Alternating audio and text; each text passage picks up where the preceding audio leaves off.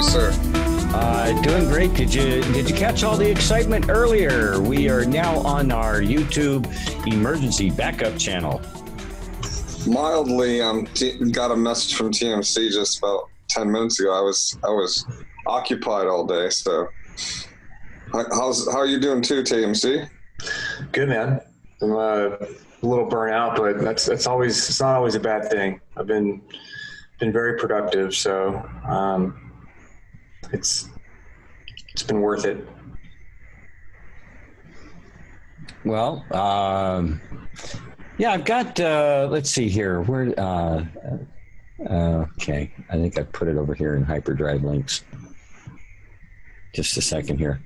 A couple of things that I been saving up here the last few days.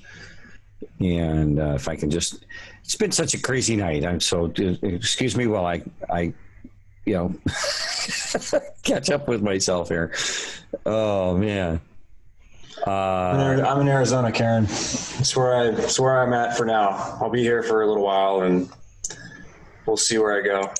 But for now, for the next foreseeable short-term future, I'm here and I'll try to utilize my time as best as possible until I need to go make more money, and then I might move. But for now, I don't need to, so I can keep doing what I'm doing.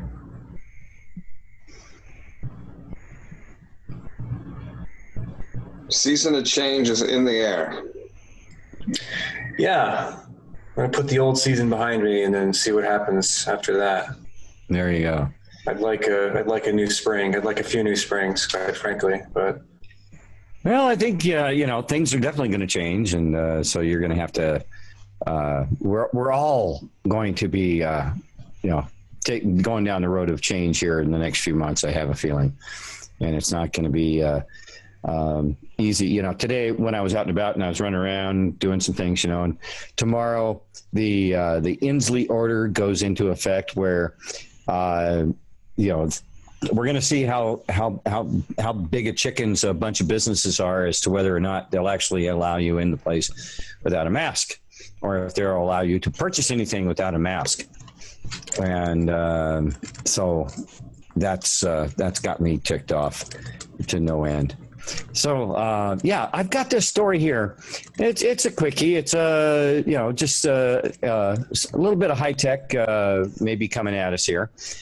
Supersonic 990 mile per hour NASA X-plane, as quiet as thump of a car door, is nearly ready.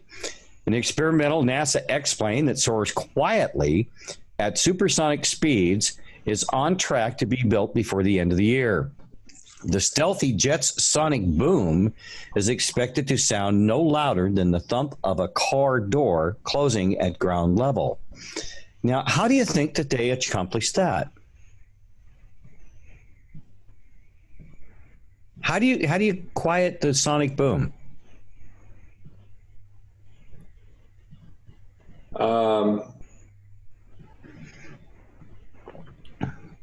Inverted wave technology. What if you what if you were reduce the mass of the vehicle? What if you were to do? What if you were using technology that actually was offsetting the mass of the vehicle?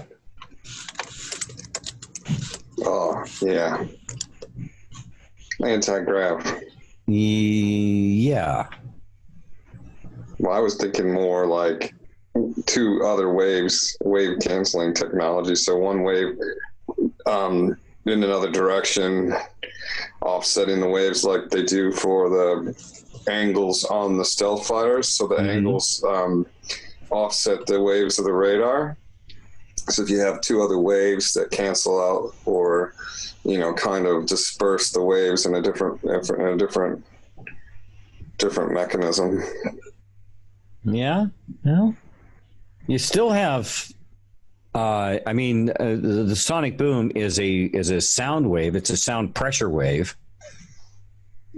As the vehicle approaches that the speed of sound, you have that pressure wave, and then once you once you get past the speed of sound and you're constantly poking through that pressure wave, you have that continuous, if you were moving, if you could move on the ground, you could actually follow that boom as the aircraft goes across, flies above the landscape. But we only hear it once because it's where that wave hits us. And so you have this constant pressure wave that you're breaking through. And so it's got to be some kind of advanced technology.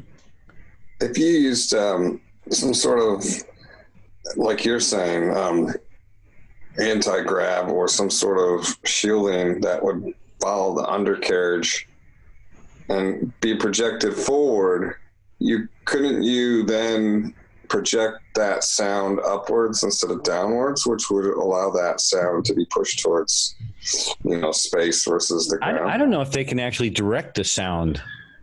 Well, what I'm saying is kind of what you're saying, by having like some sort of mini force field or a bubble projected around the ship.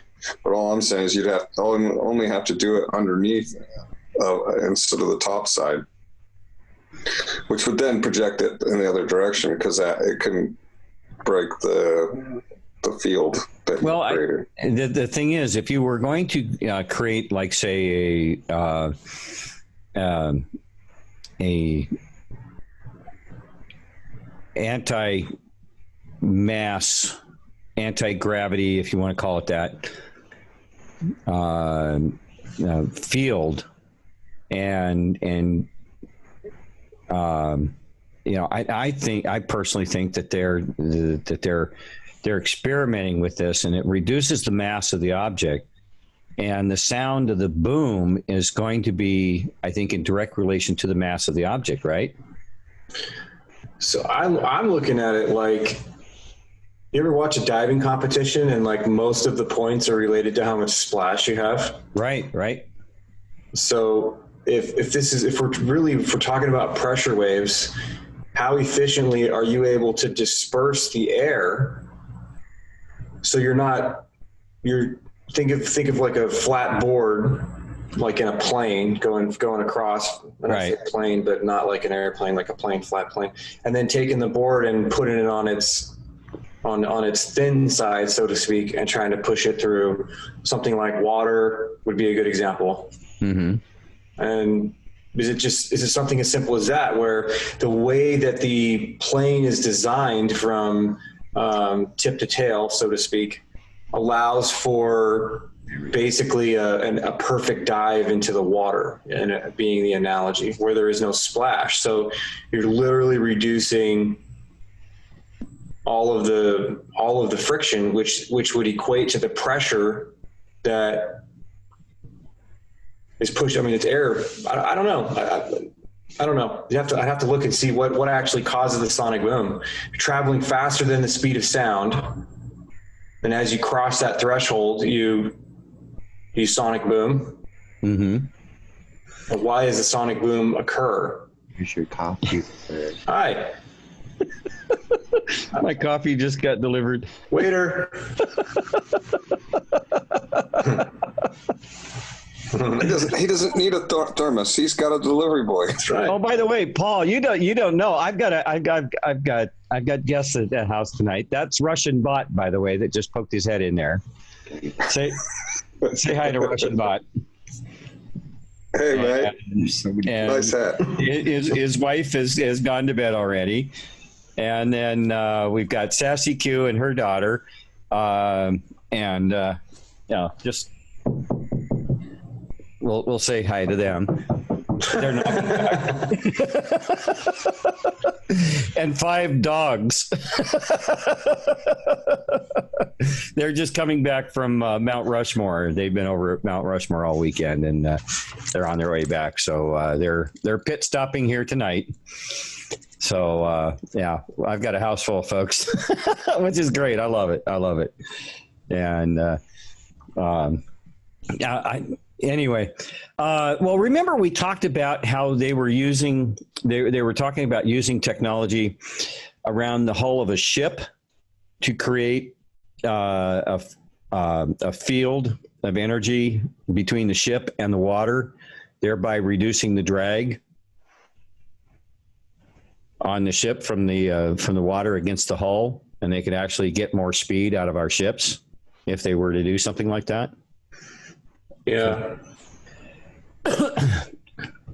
And I mean, you still have the water has to be displaced around the ship. Okay. But the overall effect would be the ship is actually able to go faster because it actually is not creating the drag through the water. It's the energy field that is actually creating the drag through the water. And it's kind of like this big invisible hole that just the ship sits in. So we only see the airplane and didn't see anyone else, says Q sent me. Okay. Well, let's go. Let's read a little bit more into this article here. NASA greenlit the project to be built by Lockheed Martin last year. The goal is to create a plane that can cruise at Mach 1.42. Yeah, conservatively, I'm sure, with a sonic boom 1,000 times quieter than previous supersonic aircraft. It's been named the X-59Q.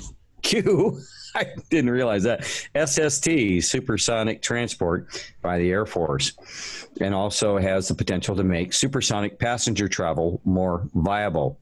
That was the problem with the Concorde, because the sonic boom as it flew across the continent, I think, didn't that thing flew at what 800 miles an hour or something like that? I forget what the Concorde. It was like a Mach 0.12 or something like that.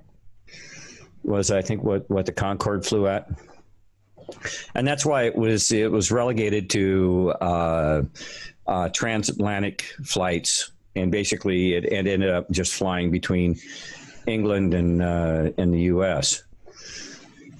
Now, Lockheed Martin representative has told Space.com that the X-59 is due to be complete this year. NASA supersonic plane in 2020, an experimental supersonic NASA jet designed to fly at speeds of 990 miles per hour with barely any sound detected at ground level, is on track to be built this year ahead of test flights in 2021. Top speed, 900. Go ahead.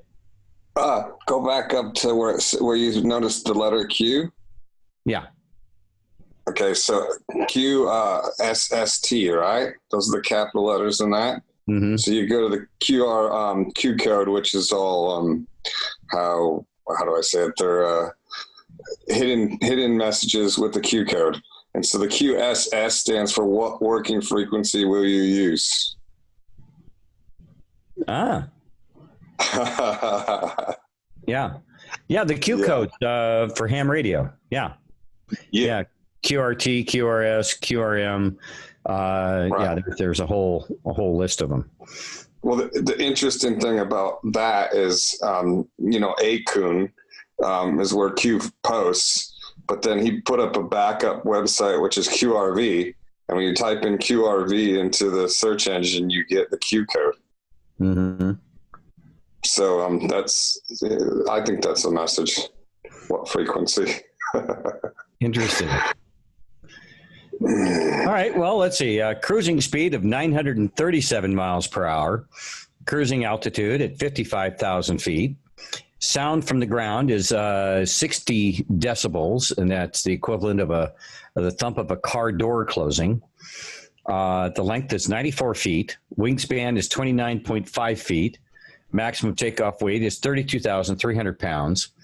Single General Electric F414 engine, and program cost, which is actually kind of surprising, $247.5 million.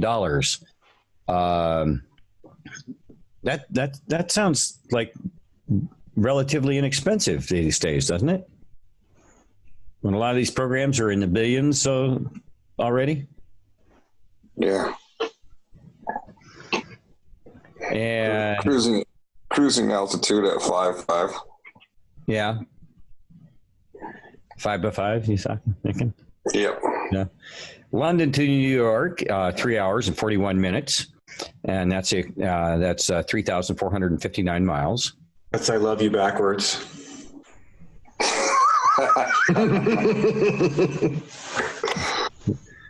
What's 341 backwards is 143, and that's anyway. Oh, okay. You got to be a texter or like R&B, one of the two, and you'd get that joke. Okay. Totally.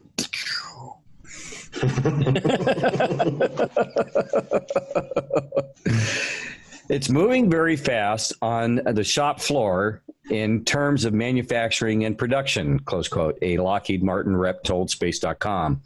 The aviation giant plans to assemble the aircraft, proof test the frame, and trial other systems before rolling it out for test flights in 2021.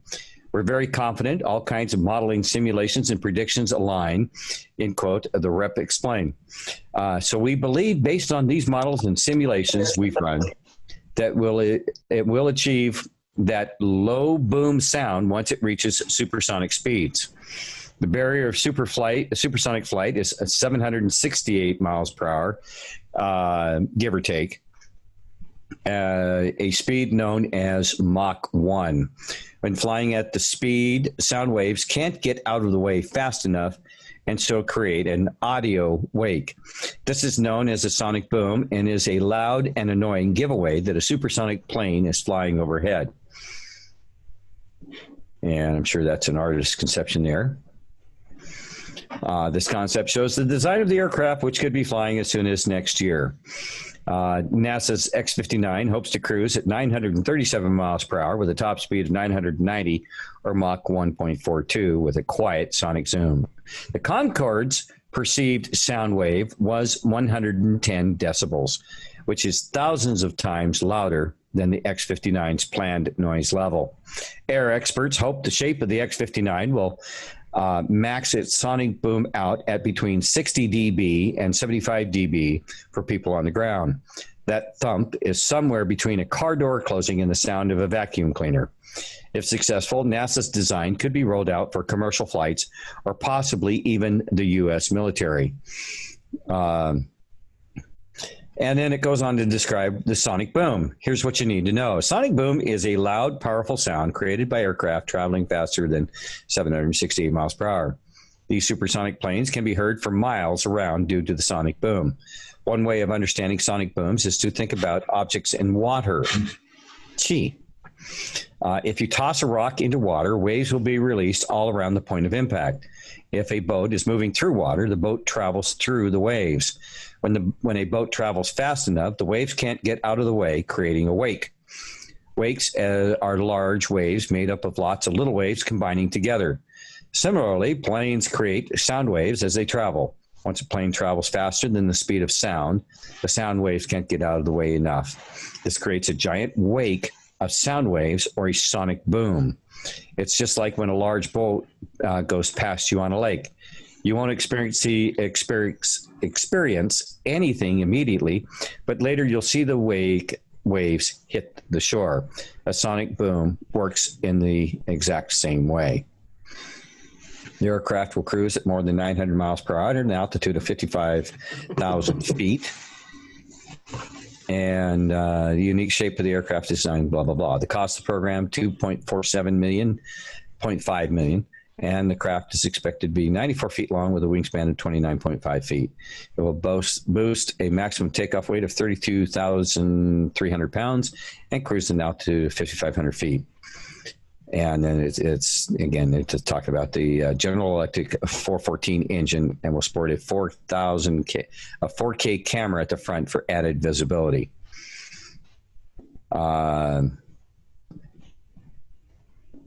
Let's see. What are you giggling at there, buddy? Just, need to make a shopping list, Thumper. That's all. The shopping list. Why do you have so much mozzarella?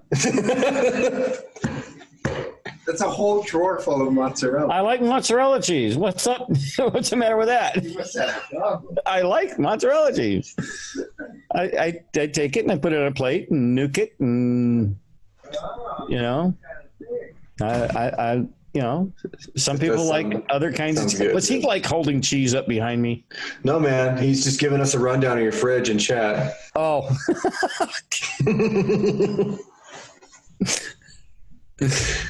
It's awesome. It's pretty awesome. Well, at least it's, you know, I mean, don't you like mozzarella cheese? I love mozzarella cheese.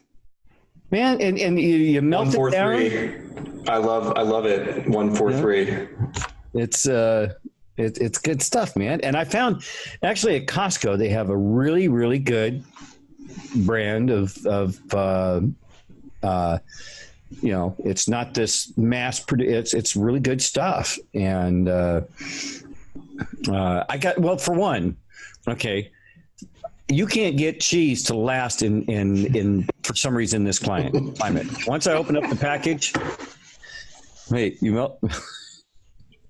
Sorry. Talk about making yourself at home, going through a guy's cheese drawer, eh? Yeah, man. He's in my cheese drawer. That does not sound good.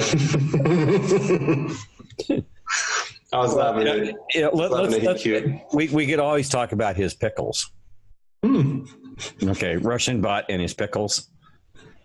Yeah, by the gallon. Yeah, big gallon jugs. Everyone has their vices, I guess. Yeah. I'm victim at this point to mudslide Tillamook ice cream or cookies and cream Tillamook ice cream. I can't do ice cream. I love ice cream, but I can't do ice cream. It messes with my stomach. Oh man, yeah. Well, okay. So anyway, we went from supersonic aircraft to mozzarella cheese. Mm-hmm.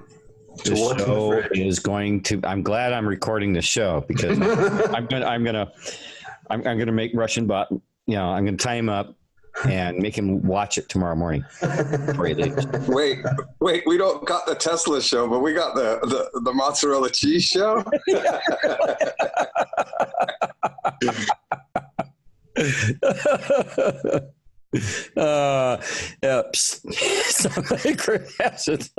Thumper has a secret cheese drawer. Oh, you guys are crazy. This is silly. Well, it could be weirder. I don't know. I think they use cheese to make sure that the plane doesn't make any sound. Yeah, there you go. Oh no, wait, that makes the cheese the plane part. That creates the sound. There you go. See, Karen says you need the fresh farm tomatoes, your sliced mozzarella, and fresh basil. Sprinkle with olive oil and balsamic vinegar. There you go. That sounds actually really good. It's caprese right there. That sounds really good. I used to have that almost daily. No, mozzarella does not mess with my stomach. Shades of the fourth hyperdrive, Shelly. Oh man. Oh, what are we gonna do? Let's see here. Let's go back on track. Yeah. Well, we could go back to Tesla. You know, we didn't quite get all the way through that Tesla document the other night. You're right. In fact, we barely scratched the surface of it. That'd be worth a record. Well, I am recording tonight. It is recording. And, you know, we will have sound this time, and we'll have all the good stuff. Start getting in the habit of doing that, Thumper. What, that recording the show? Yeah, I just run a recorder. I mean, I've got terabit external hard drives. I don't know why I'm not doing that, and I should.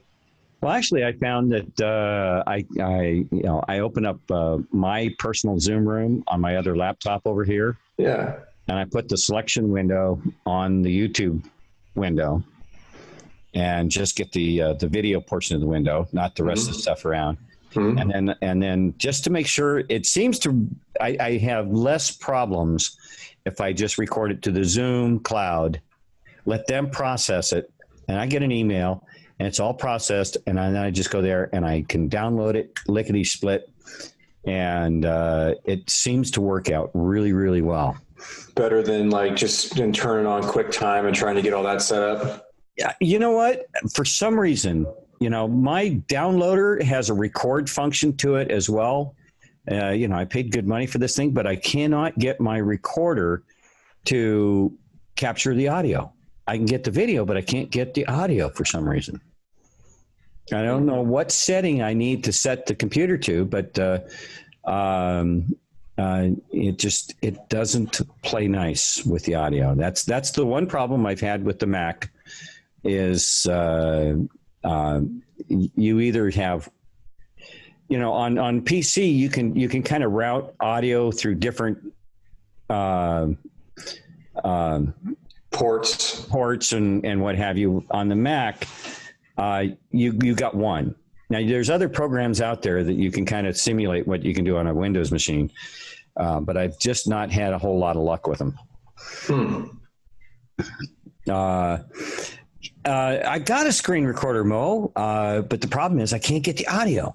It won't grab the audio, and so that's the problem. But if I do it in Zoom on my other laptop, it gets the audio that is coming through the Zoom. And now, Mo and Ayn, are you talking about a Mac machine, or are you talking about a PC machine? Because I'm on a Mac, and it works a little bit different. If you've got a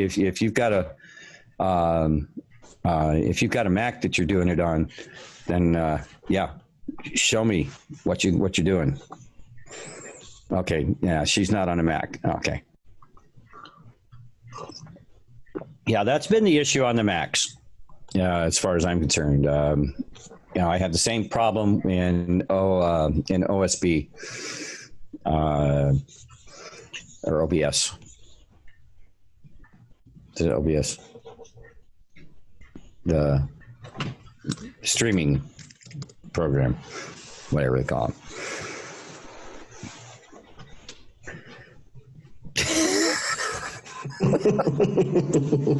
Thanks, I needed that.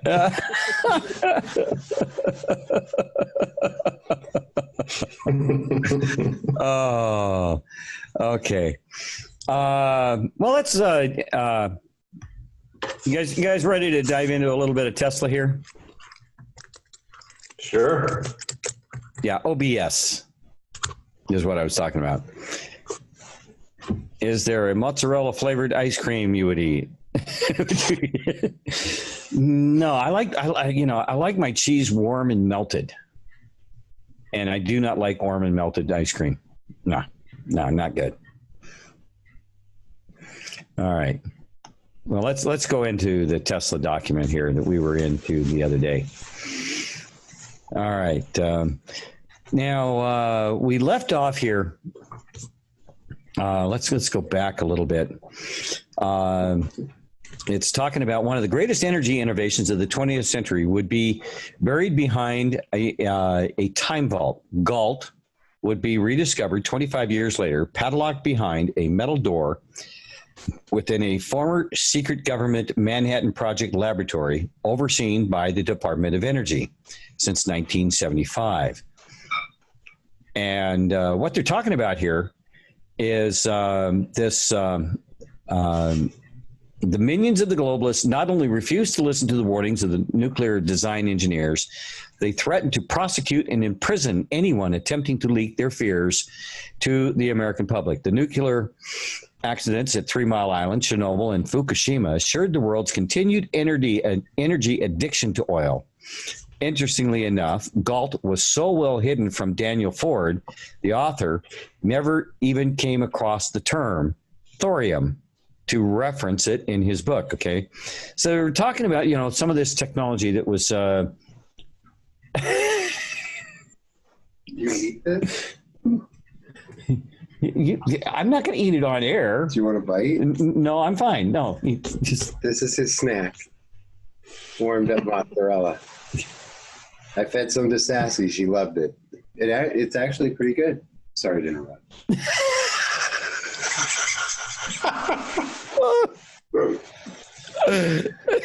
So awesome.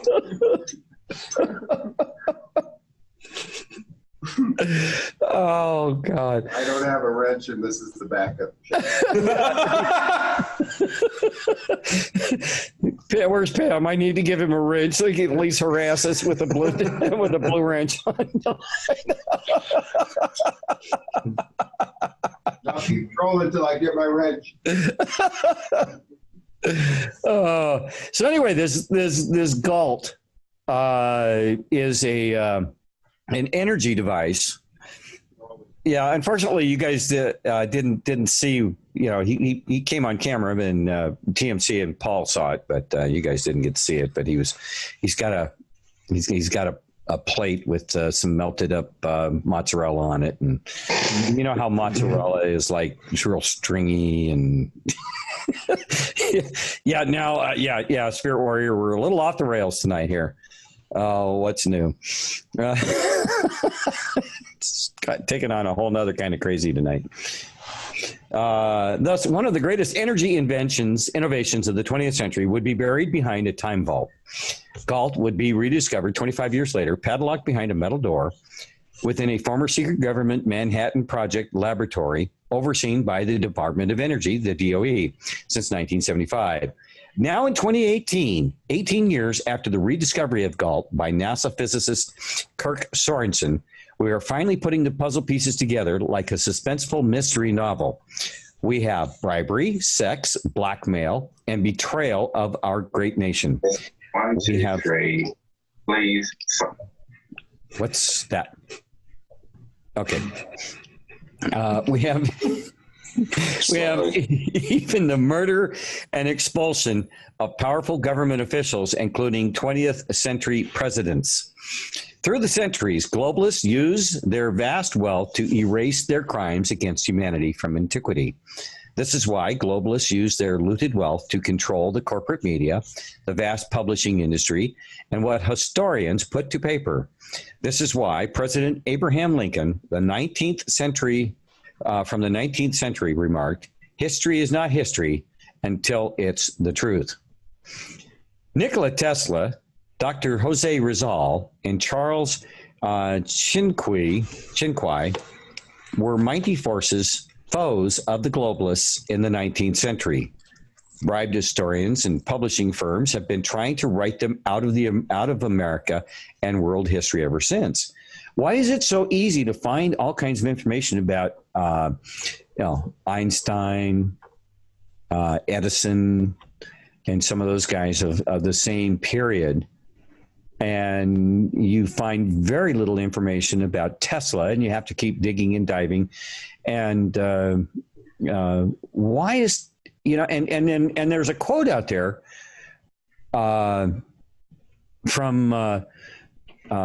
Albert Einstein when somebody asked him in an interview, how's it feel to be the smartest man on the earth, the smartest man in the world? And his response to that was, go ask Nikola Tesla. All right. And so he was acknowledged by his peers as being an incredibly intelligent man. Any comment? What do you? I mean, if he wasn't so amazingly innovative, why are they trying to write him out of history, TMC? I think it's the whole package, buddy. That's what I think. I think that I don't want to say single-handedly, but single-handedly laid the foundation for the future of our species as it relates to the technologies and a lot of our understanding. And I think because of his nature, it's completely opposite of predatory capitalists like J.P. Morgan and Edison, et cetera. Mm-hmm. That if he were to have been received by the public he would have also inserted into the culture his personal belief system and the way that he viewed life in the world and how he treated people. And I don't think that that was a desirable thing, because it would have taken away a bunch of power. Well, so much of his desire, TMC, in what he was working on, the projects that he was working on, was in the advancement and the betterment of humankind. He wasn't looking to make big bucks. I mean, he would have given it all away if it was something that was going to advance society as a whole. And that's, I think to your point, I think that's what he was saying when these technologies were being showcased. Mm-hmm. And it's completely opposite or antithetical to the other business models that were in the same sector, like the delivery of, the power system, so to speak, and everything else. That to go out there and say, look, we have the opportunity to install wireless energy that would ultimately be free for everybody once it was paid for initially. There's two huge implications there. Number one, there goes that market forever. And number two, what are we going to do with the rest of our time? Because energy is going to be free. Mm-hmm. And so if you really looking at it, I think from in this limited frame of view, the Socratic method being that if then if that, then this kind of a thing. If that were to have actually happened, we likely wouldn't have had 4 generations at this point completely enslaved. Right. Yeah. And the opportunity to go to school and or to learn however we learn, culture by culture, would be different. The opportunity would have been there for abundance, and the innovations, I think, that would have come out of the general knowledge as it relates to magnetism and frequencies and tuning and resonance, because they're universal laws, so to speak. If those were injected into the mainstream, into the general populace, their understanding of nature itself would be fundamentally different. And that, I think, impacts the ability to maintain the controlled paradigm regarding everything else, to compartmentalize everything and link it together just enough so that it's believable, and then remove the time required for most people to be able to start looking at whatever's of interest to them piece by piece by piece, and then trying to get a deeper understanding. All of those things are not possible at this point because of a artificial restriction in energy, and energy is everything.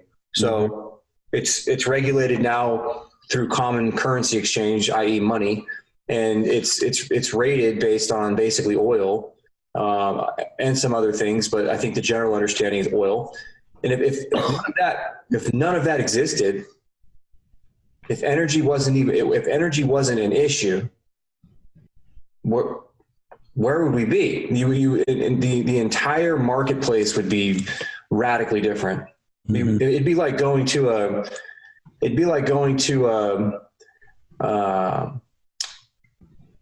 what do you call those things? It'd be like going to a flea market or a fair, and everybody's selling the new carny thing, right? Where these pots and pans, and you can stack them and cook your whole meal on one burner, for example, or right. The ShamWow, or just it would be like that every day, where there would be enough energy and money and resources, and people would just sit there and dream, and they would work on manifesting whatever it is their creative energies were ultimately inspiring them to do.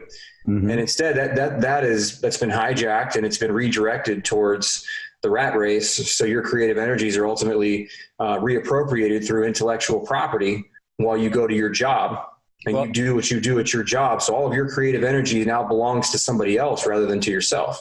Well, all of the resources that you would need in order to create what it is you want to create, they're drying them up. They're making them very limited to whom they don't want you to have the resources to be able to build and create. Only those people whom they deem appropriate, and if you look at some of these documents that talk about how they were planning to redesign our society, redesign our educational system, so that only certain people would be educated in certain areas, and then depending on how loyal you were to the state depended upon how much education you got. And if you couldn't be trusted, you were not going to be educated to a level where you could possibly be a threat to them. And the more loyal you were to them, then your usefulness would be exploited by them. With some, you would probably realize a little more reward than somebody else might, but at the same time. What's the most valuable commodity? Time. Exactly. Mm-hmm. It's worth more than anything. Absolutely. We're still on cheese out there. You guys are funny. Oh my gosh. Well, they spiked your coffee, so I hope you got a diaper on.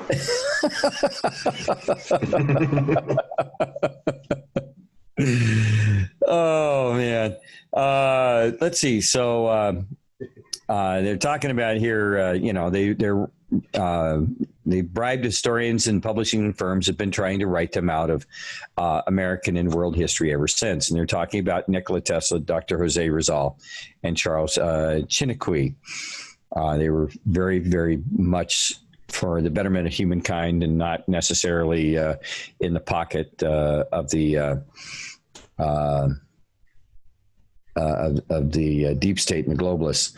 Fortunately, under President Trump, the websites like American Intelligence Media, the American public is waking up to this deception. The American public must continue to explore alternative information resources, including long neglected books published prior to the 1960s, if they want a more accurate understanding of American and world history concerning wars against globalists. The images to the right are from classified photos taken at Oak Ridge National Laboratories back in the 1960s. A Gault chemical reactor had successfully broken the 6,000 continuous hour of operation test. Gault was ready to be commercialized by the early 1970s. Like Tesla Technologies, a century earlier, Gault would have ended the world's addiction to oil and set humanity on a new path of growth and exploration. Imagine that.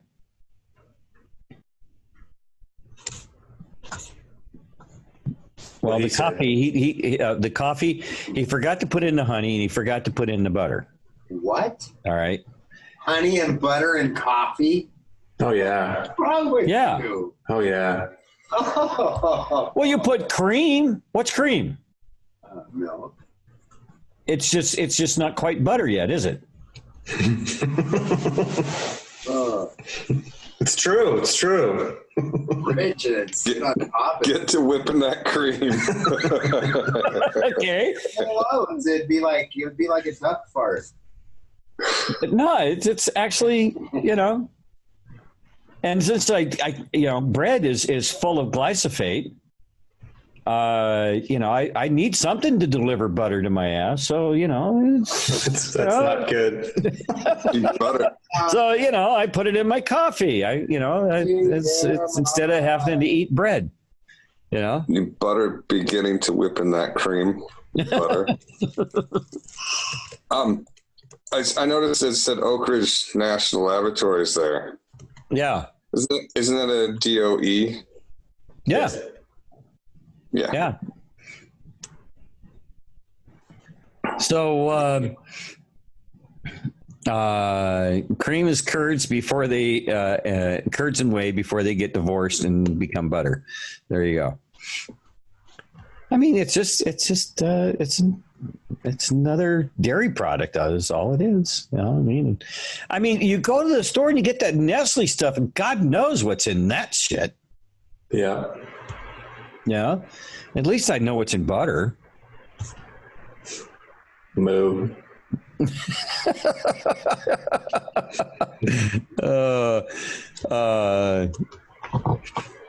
Oh, for crying out loud. See, well, if you had to go there, didn't you? I knew as soon as I said that somebody would go there. Okay.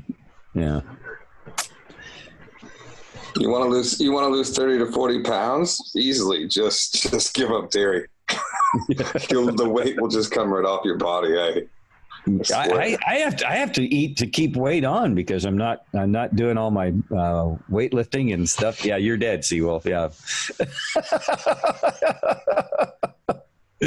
Oh, you guys are crazy. You guys are goofy tonight. It's a goofy night. What a goofy night. It should be, especially because what happened. So yeah.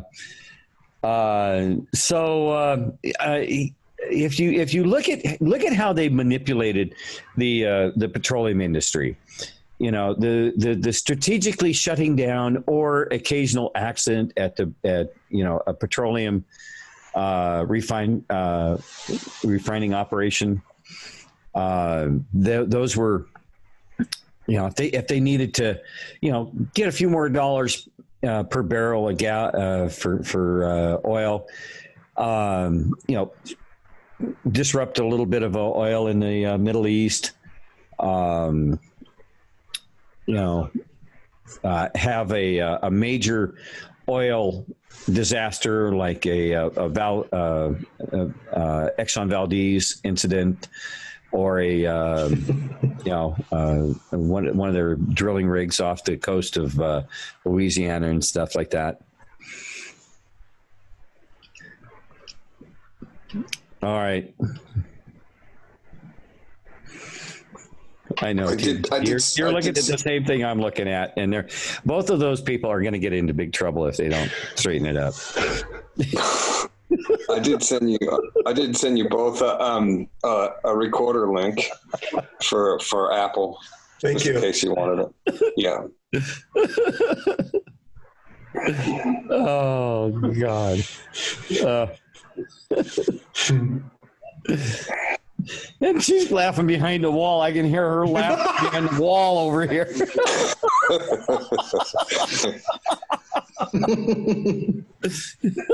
She's in there giggling. You hear her? Oh, for crying out loud. That's good. Oh, for Pete's sakes. We've only got 2 more hours to go, guys. Can we hold on to it that long? Yes. Just don't get butter on it. Nope.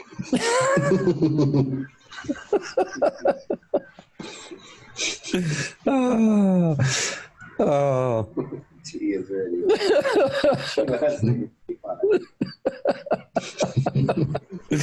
All right.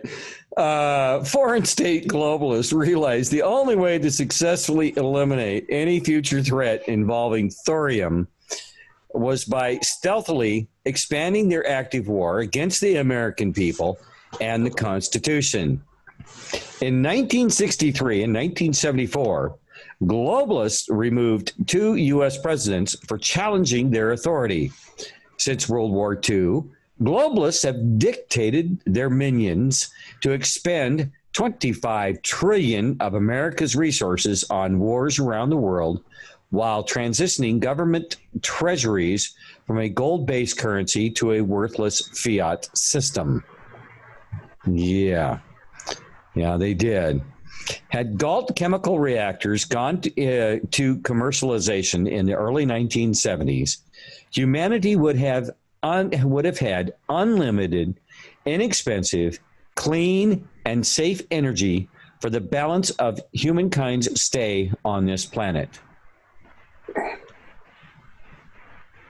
Where do you think we would be if they had been able to do that? Imagine, like you were just saying there, TMC. Yep, we would. Who knows what we'd be doing right now? We might be having active civilization to civilization telepathy with our space cousins. Who the hell knows?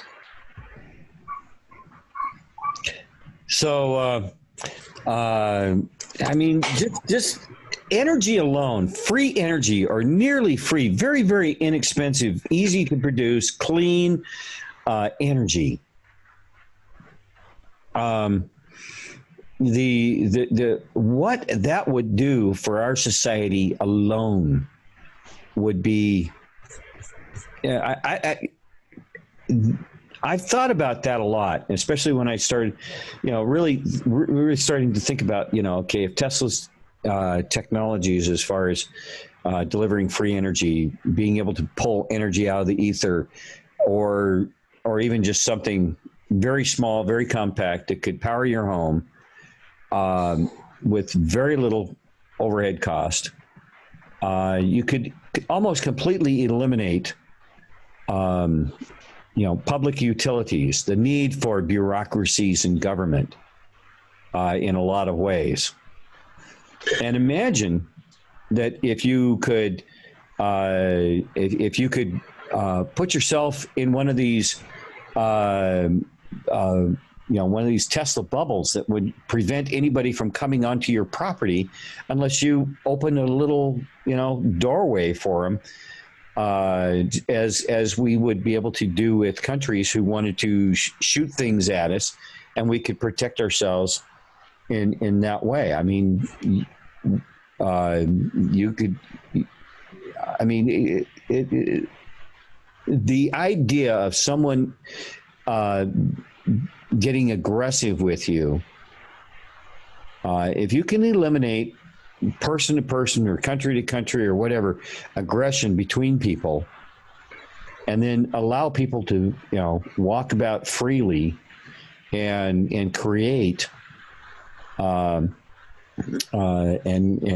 take some of these new technologies, I mean, it would be, our world would dramatically change. Yeah, you kind of nailed it. Go ahead. I was gonna say, don't get me wrong here, but I don't want to burst your bubble on the free aspect of things, but everything has some sort of cost. And even if it was like less expensive to create something that was, i.e., pulled out of the ether or from nothing, they would still try to pass a large charge on to us. And my example is, if everyone started driving Tesla cars, which don't take gasoline, then you end up having a new tax on the new technology, because they've already found a way to tax fuel so that they could pay for the roads and all the other stuff they take out of the fuel money taxes. So as soon as that transition gets to start cutting away at the taxes that they normally take in, they shift the tax onto the batteries instead of onto the fuel. So there'll always be some sort of charge, unfortunately. When you start talking tax, you're talking about a government imposed fee or tax that they seem to think that they have a right to. Right. But I'm what not we saying need to do is we need to cut the government off, and we need to keep that. The government should mimic a golf green, really, really, really, really short, and very specifically groomed to do just one thing, and that is allow the ball to roll easily and correctly into the hole. Okay. Yeah. I'm not trying. But they like to put sand traps in the green, and they like to create little rivulets and it's instead of a putting green, you have an amusement golf course that has nuclear weapons that'll take out your golf ball if it gets too close to the hole. I mean, that's just a off the cuff analogy that I've got, because government doesn't know, the whole idea of government, that's why our documents are so unique, in that they They limited government. And they said, you cannot, this is what you can do. This is, and the rest of it you cannot do. And if you don't have it on this list, you cannot do it. And how far outside of that list have they gone? Oh, a very, very long way. And I'm pissed off about it because we've sat back here and said, well, okay, I guess so. If you say we really need it, okay, like a bunch of freaking idiots. And I'm tired of it.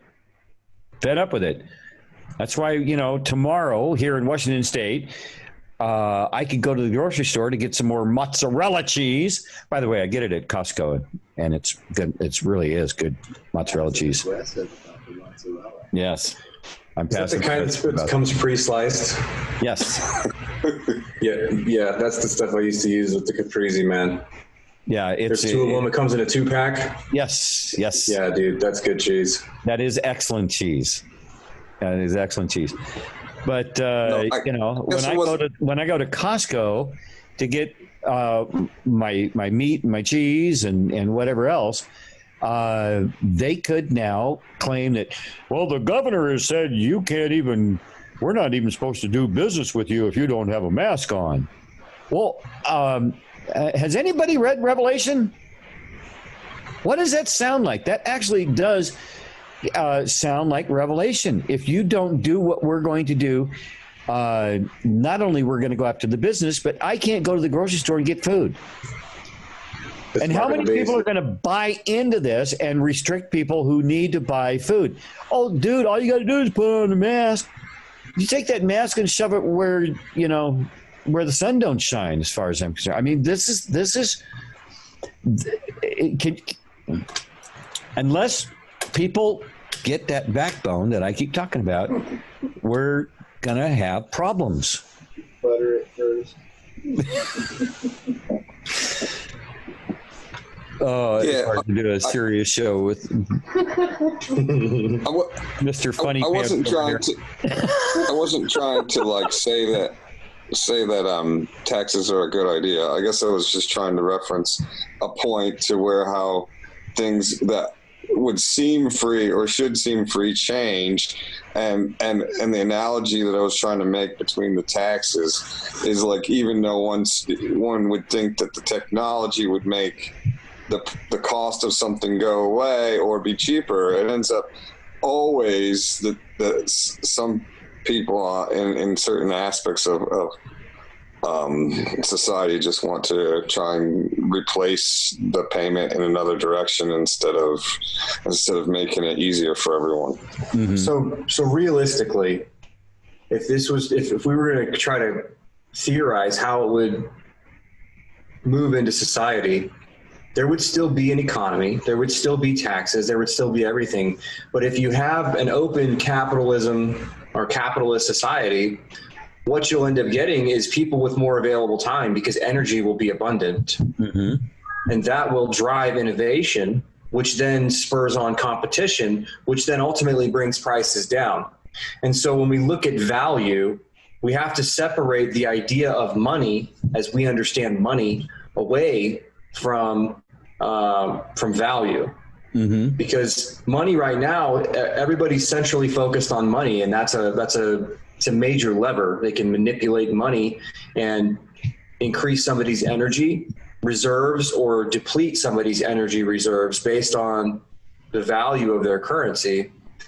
But if value wasn't tied directly to money anymore, because energy, which is a critical piece of how the value of money is defined, because that was just abundantly available, it would be as easy as getting something like a cell phone.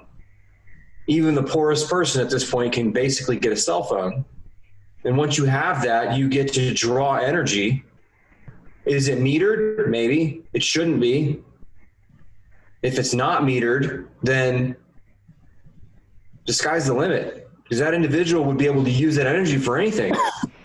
And if the neighbor knows how to grow food in an accelerated fashion with free energy, and somebody else knows how to whatever, I mean, you would have the ability to have societies, smaller groups of societies, becoming completely independent. Mm-hmm. Completely independent. And so there's a big problem with people in government, basically, because if there was no reason to obey, would large amounts of people obey? And the answer is no. And it's a compounding thing. If there was more energy available at a cheaper price, meaning less time spent trying to accrue energy, it's just available, then more people would have time to think about other things and do other things and gather and organize and everything else. And so the idea of energy being worth less than it is now, but still have the same power that it does, it's a major concept, because if energy is freely available or a tenth of the price of what it is now, if we're going to try to put some kind of monetization on it, that's huge, because then everything else goes down in price. The cost. Yeah, but that's my point. Yeah, that was you're getting my point to exactly is what I'm saying is that certain groups of people don't want that to happen, because then they lose every last bit of control that they have over society. And that's why there's no advantage for them to doing such thing. And since they're the ones that would be most likely to try and release this sort of energy source, it doesn't behoove them to do that, because they know exactly what the cost is going to be, and that is their heads. In so many words. Well, yeah, that's I think that's going back to the origination of this discussion. That's why they want Tesla to be unknown. The idea that they don't want people to even think that this stuff is possible. Right. Exactly. And that is so criminal, because it would free people up. It would give people the freedom and the autonomy from these psychopathic controllers. That's right. And they're deathly afraid of that.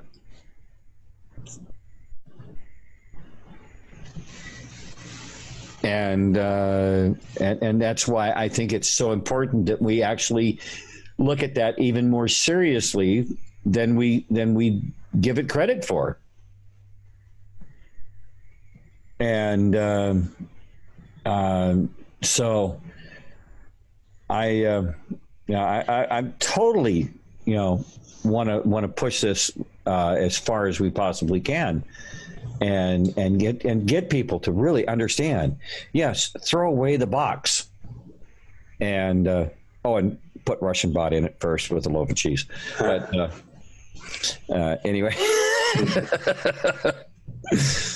two can play that game. Mm-hmm. It's when you have to, just war game it out. And when you run into one of those roadblocks, ask yourself, have you jumped back into the box? Is that roadblock part of the box and the cage that we've been living in? Okay. And how do you get rid of it? And once you get rid of it, what is the result of getting rid of that? Is there an alternative to that actually works in a society where you've actually really, truly thrown away the box? And you have to keep playing that scenario, because that box is so insidious that it drags you back around, and you get right back in the box, and you start thinking, okay, well, wait a minute, how did I crawl back into the box here? I've hit this little hurdle, this little wall, this whatever. Is that a wall as a result of the box, or is that wall just an unknown right now, that if you had the rest of it, you could work on a solution for that wall? And nobody is there to stop you. Nobody is there to put an artificial wall, a psychopathic controller's wall in front of you. If it just boils down to science and education and I mean, what did we, when we were in our last show, what did we talk about? We talked about the 369. What does that open up? If we go back to the basis of a lot of our science and our geometry and string theories and things like that, how much of that is actually we've not been using the sacred geometry. We've been using this, this slightly modified version that isn't quite exactly correct.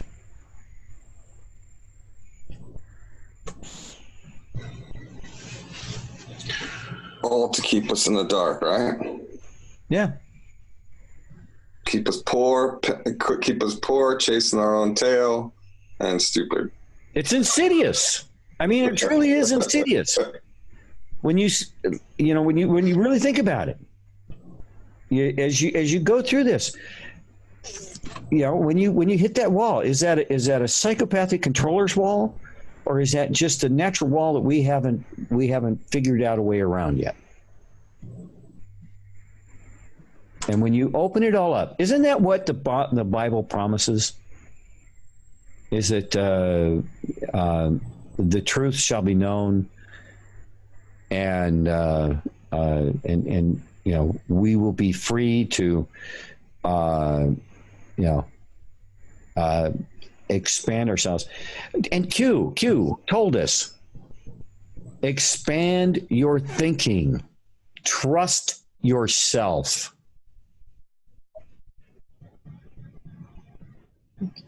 You know more than you have more than you know. All that.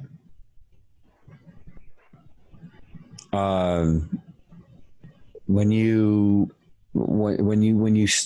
start really looking at those concepts, I mean, there's so much that we can accomplish, so much that we can do as a society, and but we really do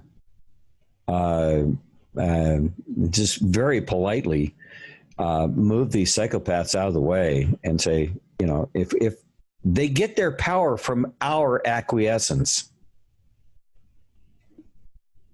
They're like vampires. Right? Yes. They're energy vampires. They suck our energy and they accumulate it into their own little coffers. Yeah. Yeah. I laugh because we've all been taking advantage of it, and it's been for such a long time. Mm-hmm. That it's almost humorous that we let them do it to us. Yeah. But now I think that whole thing with Q is in the Great Awakening. I think people have caught on and they're realizing, hey, when everyone tells me to go get a job, I like to work for myself. I say, no, I don't want to be a slave. So no. Yeah. So I pass. So yeah. I am going to go and freshen up my cup of coffee, and I'm going to put some honey in it and some butter. And you guys can giggle and laugh while you like, and I'll be back in a few moments. And I'll drop the share so you guys can at least make funny faces on the screen.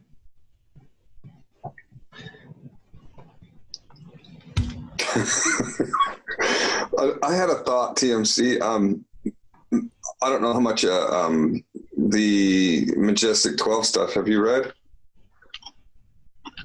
But that carbon 666 thing, someone asked in the questions, asked Majestic 12 about it, and they said, no spoilers. That was the response. And I don't know if that triggered me or it got me thinking what Thumper just said about, like, we've got more than we know, and how the messages in the Q posts and the information Majestic 12, it's all like in this, I don't know if it's in this cadence of lettering and words that like changes your thought process to open. Is that a possibility? maybe he's not. Man, it's hard to say. I think yes, but I think it's done in layers. I think the technology is so complex that when you think about, here's an example of symbolism, right? When you think about the Masonic Bible and the fact that one Bible says one thing to certain levels of Masons, and it says something else, it's the same literature, to the next level of Masons, and then it says something else to the next level of Masons. And then when you have these breakthroughs of certain critical pieces of information, codex, if you will, then the very same information looks completely different. And I think to your point, I think that's what you're trying to get at, is through the numerology, through the cadence, through the labeling, if you will, of certain things, that there are multiple layers of meaning that all interrelate, and that when you have a deeper meaning or deeper understanding of something, then the other layers that are beneath that, so to speak, or above, based on your perspective, are still apparent, and they sort of coincide and they coalesce, and that's the real complexity of it. And that's where if this whole phenomenon is truly pure to its core. And what I mean by that is the official posts, not necessarily the subterfuge around it. And that being said, the misleader or misnomer there would be the citation of Anon's posting, or the QAnon group posting citations, if you will, or statements made by other Anons, and then that being incorporated into the entire Q post. There needs to be some delineation there, I think. Because disinformation can be applied, and or it could be added to just for context. And I guess what I'm getting at is as time goes on, if this whole idea, this whole concept maintains itself, if it becomes self-sustaining and to some extent becomes part of culture for the next generation, then those layers, I think, will ultimately start to reveal themselves. And I think it's been set up that way so that as people come online, so to speak, the revealing, if you will be done sort of in lockstep with the right time, so that it's just enough and not too much to break society, but it's just enough to push. And then when the next general consciousness wave, if you will, it arrives, then it pushes a little bit more, and it pushes a little bit more.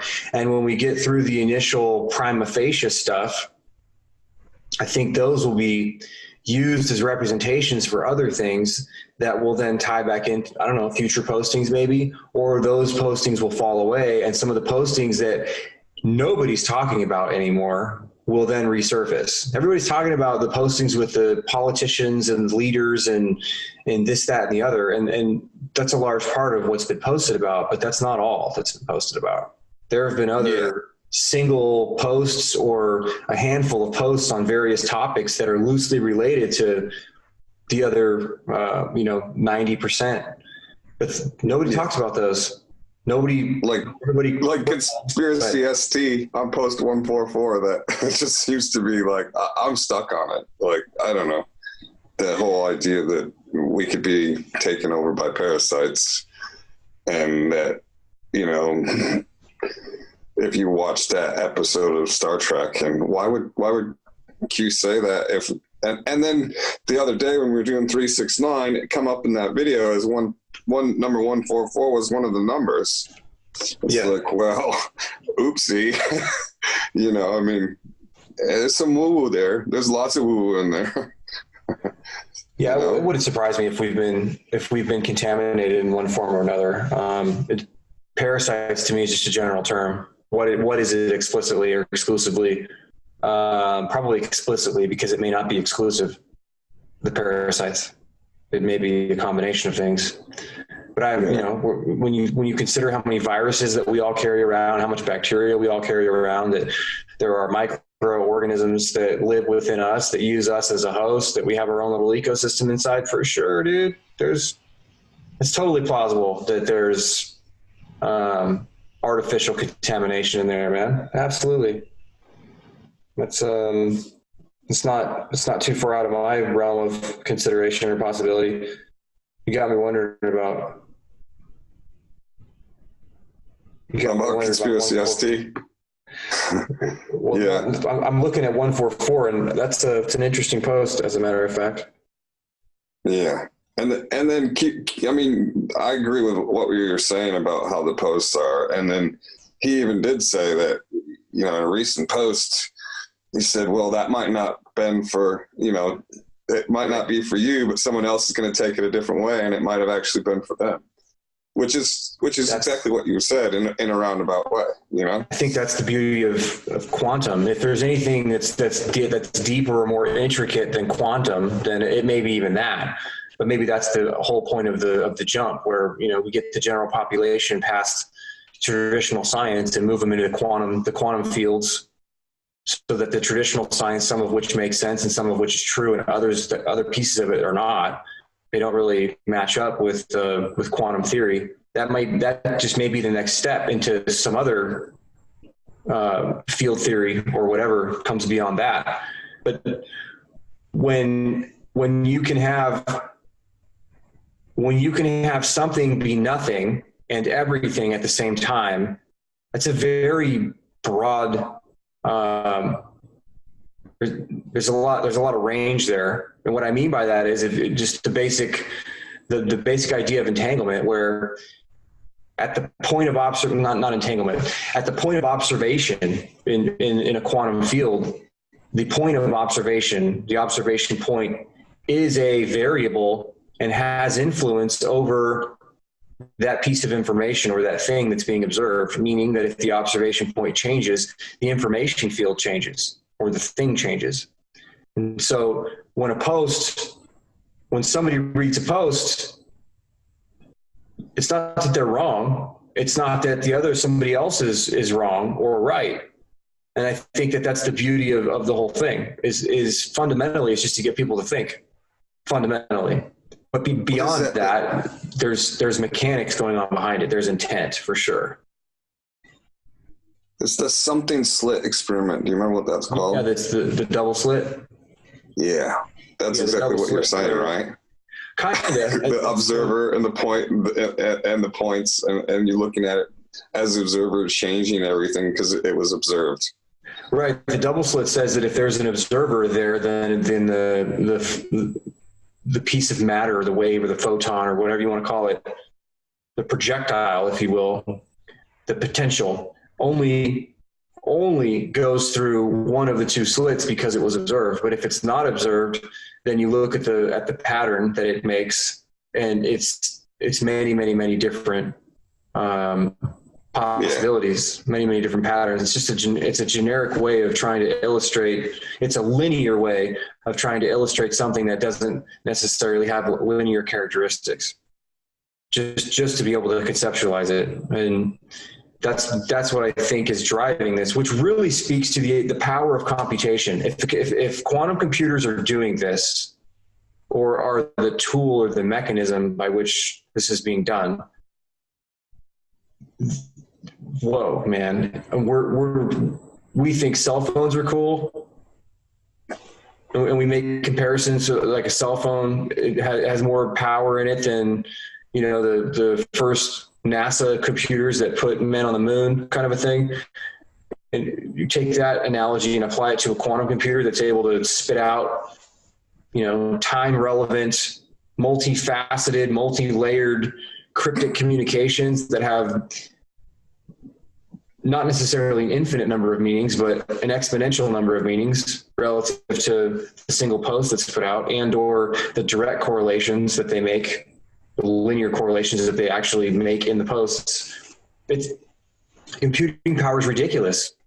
So why we have the scarcity problems we have, why we have the social problems that we have when we have technology that basically is a crystal ball to the untrained person who would be looking at, let's say, a quantum computer. If they didn't really understand all of the components about it, it would literally appear like a crystal ball. They would ask it a question and it would go, here's your answer. But you're not going to know the answer until a year from now. You said crystal. I'm sure. Yeah. We've already been over that. Everything revolves back into crystals. But the greedy vampires, they don't like sharing. So I guess that's where we're at. Well, yeah, I think this technology has either been provided or it's been discovered or a combination of both. And at some point it becomes such an asymmetrical advantage that it becomes disruptive. And so it's disruptive for those who have it, or it's disruptive for those who don't have it. And that's, again, a matter of perception. The fact of the matter is that it's disruptive. It's equivalent to fire or the wheel or the personal computer, anything like that. And that's where we're at. So it really does, I think, correlate to an awakening or a renaissance or a dark age, because those usually go hand in hand with dramatic paradigm shifts, massive plagues, massive wars. Dramatic paradigm shifts result in significant periods of cultural change, whether it be for the betterment of the general population or for the enslavement of the general population in one form or another. And I think that's where we're at. That's the cusp that we're on. And a little birdie's been whispering in my ear, and he says the math says and the numbers say within like 9 months the whole big reset's going to happen. Yeah, but what does that actually mean? I mean, it's I'm just possible. telling you what this is one of the smartest people I know. Yeah, and So I don't mean it in my ear. I don't mean it in a condescending way at all. I genuinely am asking that question. What does a reset look like? And the bottom line is, if a reset is going to be what people automatically respond, the visceral response is, oh my God, cataclysm, asteroids coming out of the air and all this crap. People are going to die, and famine and smoke and everything we've been trained to think that's going to happen in an Armageddon situation. I'm a little skeptical. Especially if the United States continues on the trajectory that it, at least on the surface, looks like it's on, where we don't have completely psychopathic people in power, and they're going to do everything they can to keep everything stable. But if a reset, he was more referring to a major financial one first, and he didn't say the rest, but it was kind of implied. Yeah. So if a reset is going to look something like that, where we're talking about a scaled, controlled demolition of the old system in its entirety, and a simultaneous construction of a new system while the old one is being torn down, there's obviously going to be a period where there's a vacuum. And I think that's part of what we're going through right now with COVID. I think this is an opportunity to kind of go through that vacuum-like experience right now with COVID. We had disruptions in supply chains. We had disruptions in everything. And now we've had an opportunity to work through those so that we can scale on demand, at least the United States. Other countries, if they were smart, would have done the same thing. I'm sure some have, some haven't. Those that have gone through these exercises and have made the partnerships necessary with the other countries who have gone through these exercises and have the ability to scale and actually produce things. When the old system goes away and the new system comes online, there will be an opportunity to scale, and there will be some pain and there will be some discomfort with that, but there will be an obvious light at the end of the tunnel, which will be the differential. It'll be the differentiating factor when you look at that period of restriction versus what we're seeing right now in a very mild sense with COVID. Right now, you've got the emotional attachment of fear and unknowingness and people losing their jobs and all of the lip service we see at the national level or the global level does not translate very well, I think, to the average person who's looking around and wondering what their job's going to look like, if they're going to have a job, if they even want to go back to work because they're making 3 times as much money. That's one viewpoint. The other viewpoint is all the small business, non-corporate entities that are never coming back, or that if they do come back, they're now in the hole for 10 years.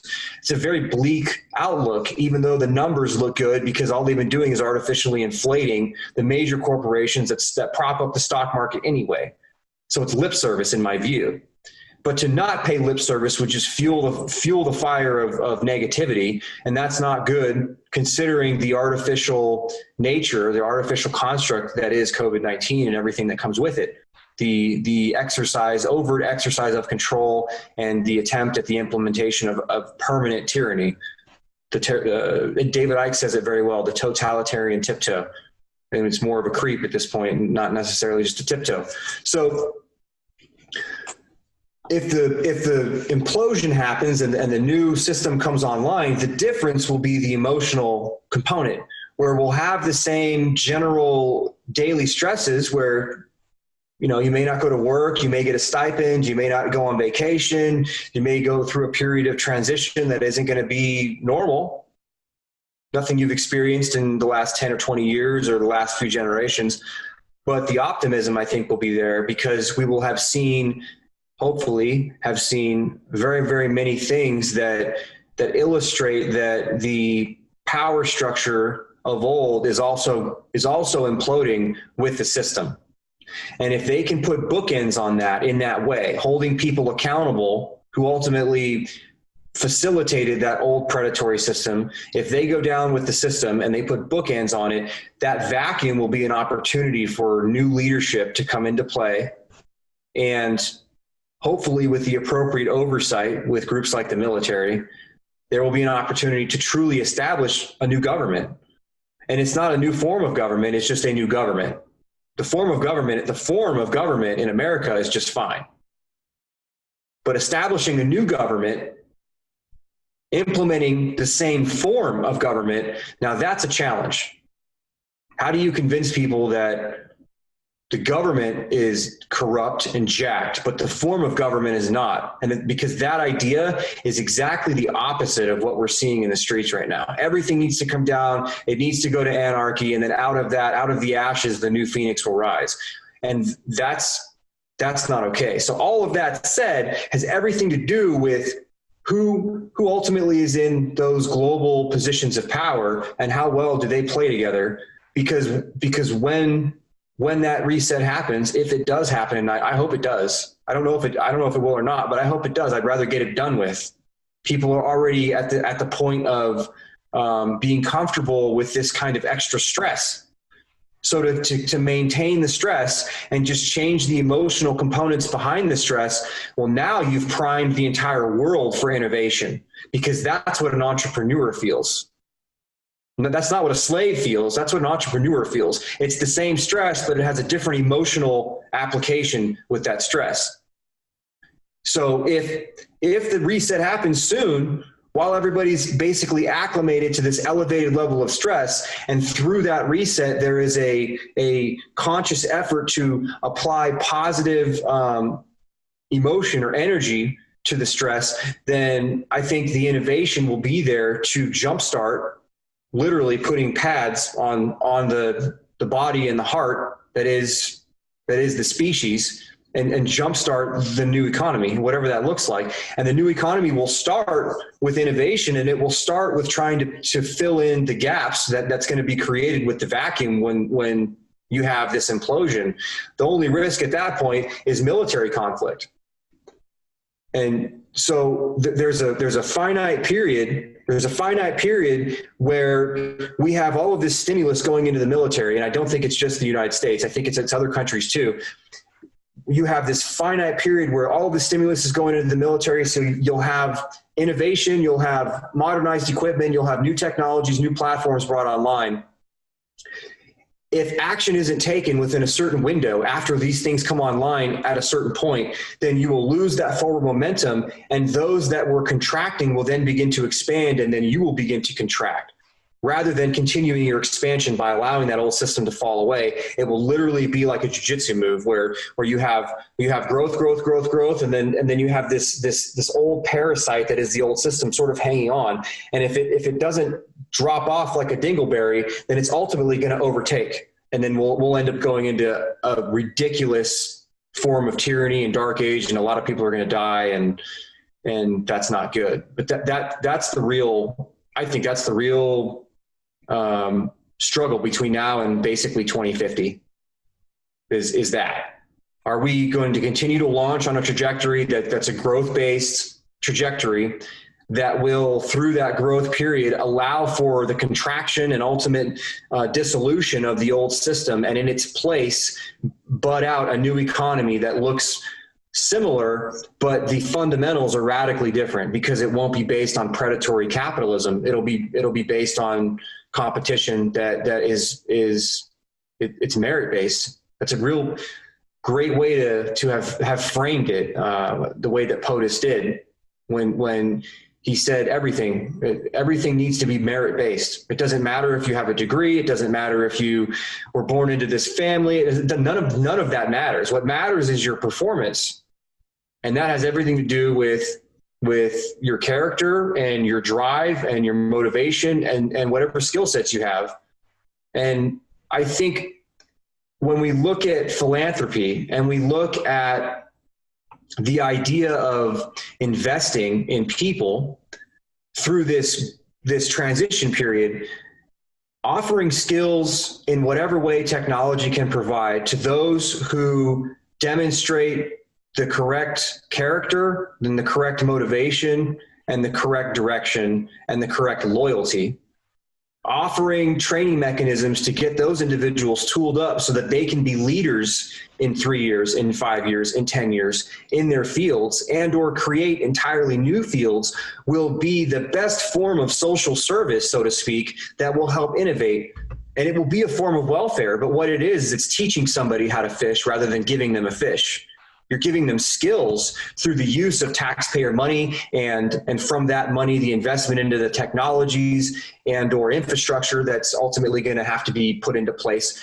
By rolling that stuff out properly and providing skills-based social service, you are then prepping the people of that society to then become self-perpetuating contributors to society, which does everything. It changes the morale, it changes the culture, it changes the way that they raise their young, because there's optimism and there's this obvious outward look that there needs to be labor, there needs to be training, there needs to be productivity. And we don't have that now. And that's why I think a lot of the younger generations are so damn lazy, is because the idea of being productive is gone, at least in America. And that has to change. So I think that's going to be one of the biggest challenges coming out of this whole stimulus crap, because everybody's getting real comfortable going out and running their mouths and breaking things and setting things on fire and getting in fights because they're getting lots and lots of money for doing nothing.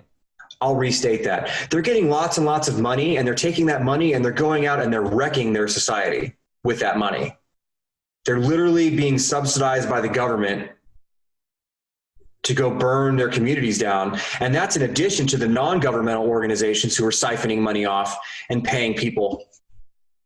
So utilizing the existing system and as it is, which is it's parasitic in all facets. It's parasitic, at least in the American system. It's designed to drain away all of the resources as fast as possible. So every layer is parasitic.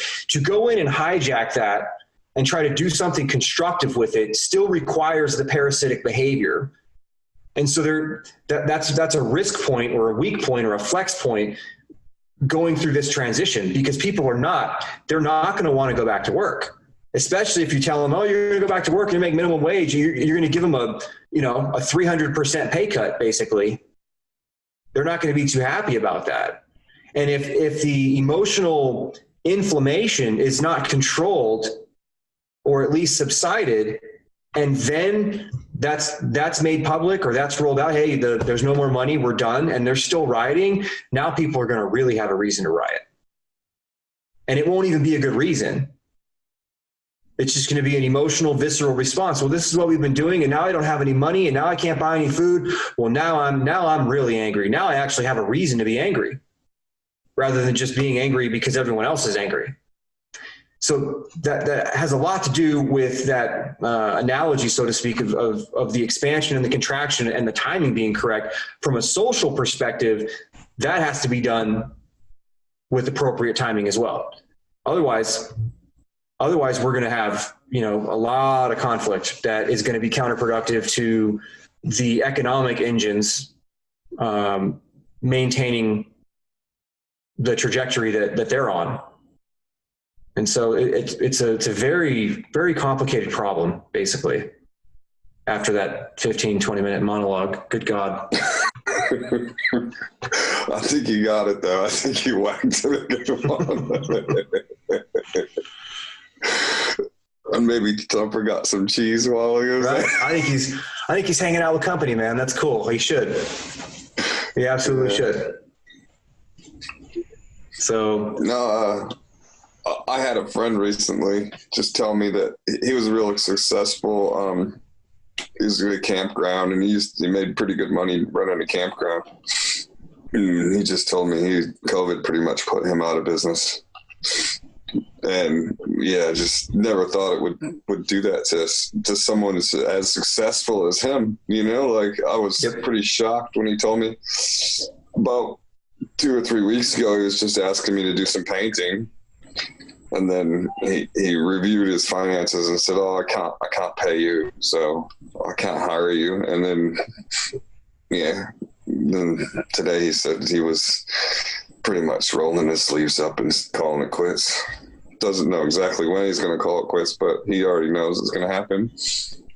And it's sad to see a small business person go out of business, but he knows when the numbers and what it costs and what he has made off the business and what it's worth to keep it going and how long it'll be before he can get back going. And yeah, it's just all planned obsolescence, right? That's the thing. That's the thing, man, is that all of these individuals who have run their businesses and are going out of business, it won't take long for them to see a quarter or 2 quarters or 3 quarters of incredible growth, and them hearing stories about their friends or people they know in their industry or whatever. They're still going to have those contacts. Some of them are going to take the risk first, and those that do have the opportunity to reap the biggest rewards. So if you have a person who's been an entrepreneur or has their own small business for X amount of time, and then they go get a 9-to-5 to put that stress on somebody else, and then all of a sudden they see all their friends or their acquaintances making a bunch of money because they started their businesses up, those people are going to be much less troubled taking risk because they've already done it before and they've already failed. And if in their own mind they realize that their failure was at no fault of their own, then the likelihood of taking that risk again, I think, is going to be good. They're going to want to take the risk again. And at this point, you're not going to hear a lot of people saying that because psychologically they're at that point of contraction. They feel to some extent like they're failing, even though the entire reason is because of an artificially induced economic state. It's artificially induced, which is indicative of something other than capitalism at play. What we're seeing is an exercise of fascism. That's really what we're seeing. We are seeing an exercise of fascism with the gloss of government stimulus on top of it. And I think it's being allowed to be done on purpose because it's going to jumpstart the new economy later, if that happens. And it's going to highlight to everybody a little bit about what fascism feels like. And what it feels like is you're forced to go to corporate box stores who then are implementing these globalist mark of the beast policies that are the only ones allowed to be open and operate, and who ultimately then set the tempo and the policy that are implemented by the municipal leaders, those that we vote for. You're getting it. You're absolutely getting it. And so spot on. Yeah. So enough time needs to pass where people are going to see this and go, and have that translate to their children going, so that it is a cultural change, so that when it happens again, and it'll happen in the schools, this is another part that we haven't even addressed. What we're seeing socially is a manifestation of 3 generations of education that has been basically psyoped, psychological warfare in the education system. So for parents and children to be acclimated to what society will look like, or what society is looking like right now, will have a great deal to do with what will be considered acceptable in schools going forward, because you will see the same behavioral characteristics in teachers. And that should be considered completely unacceptable by parents. Yeah, I want to make a warning for everyone out there. Be careful with these schools that have programs that are funded by private companies, because the private companies, like sometimes Hewlett Packard Foundation and others, those are like innocuous military complex companies that in the foregrounds, they look like they're nice, fun, nonprofit organizations, but in the background, they're using the cameras and the HP stuff to steal all the data and look at your kids and see what they're doing, and find the kids that are the bonus kids in their eyes that would be some sort of prize for them mentally in some sort of, genius sort of sense. They're looking for those, and I'm just want to warn everyone out there that that's what's going on in the background. So if your school's funded has a school funded program that's funded privately that helps push the school into a certain direction, be very, very, very, very dubious about it. It's a great example, and it's everywhere. And I say that because they are subsidizing technology into schools.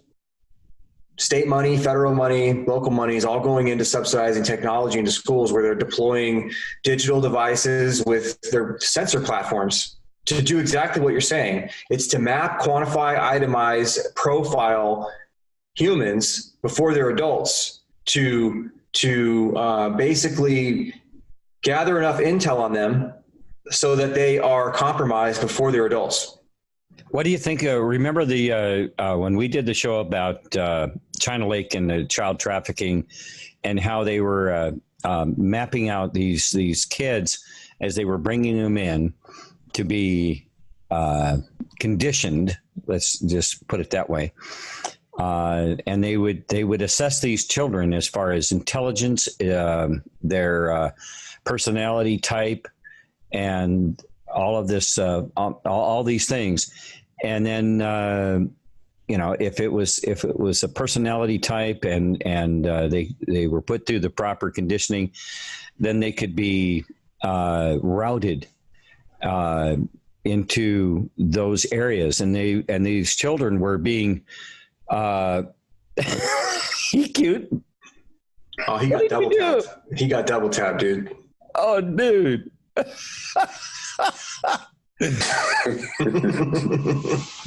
Russian bot was timed out by, what did you do, Russ?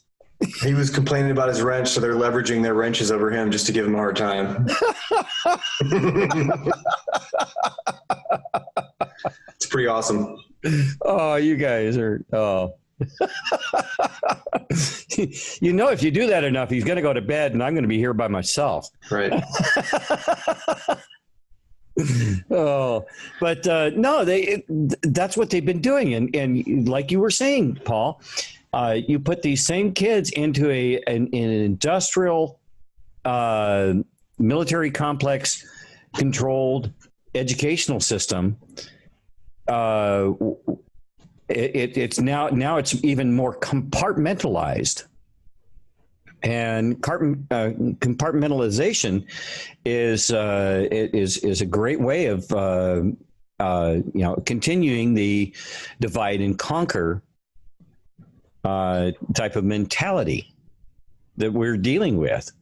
The left hand doesn't know what the right hand is doing, and we need that. Where'd that come from? Who put that up there? Is that supposed to be cheese or something? Oh, you guys are crazy. You see that it's got a cow hoof in there, so the cow is dipping its hoof in the cheese. That looks malicious. Did that come from He Cute? I cannot confirm or deny where I got this from,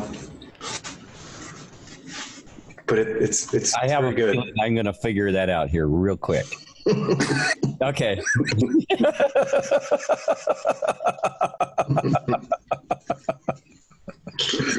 Put the other one up that he said. Which one? Oh, okay. Oh, that's whoa, whoa, that's crazy. Oh, you mean like this one? Are you a cheesehead? Right, look at that.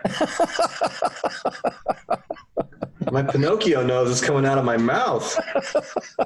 Dude, Thumper, your body doesn't fit your head. What's going on with that? No, well, I didn't know you were into hip hop, dude. I didn't know either. That's pretty awesome. Oh goodness! Oh man, Heat Cute has this incredible ability to catch screenshots of me that are not the most flattering. Yeah. So no, you guys. I was able to hear some of the conversation. I was actually having a little conversation with. Good for you. You got company. That's good. And but no, we've got to start. Thinking outside that silly box, throwing the box away. And as soon as you find yourself start thinking back inside the box, figure out what got you there and go the other direction. That's going to be the challenge of our society in the years to come. And how do you erase a lifetime of the dogma and the programming to Jeez. I guess you could use a lighter to light the box on fire. When there's no box, you're left with nothing. Yeah. So then you must think without it. You burn it away. It is just so hard for people to step outside of that. But that right there is the key to defeating what we're up against, is to completely ignore it. Don't give it your power. And as long as you're staying out of, you're not causing harm to anyone else. The problem you have is those people who are going to, what's the word I'm looking for? They're going to be jealous or, because they're afraid to take that step.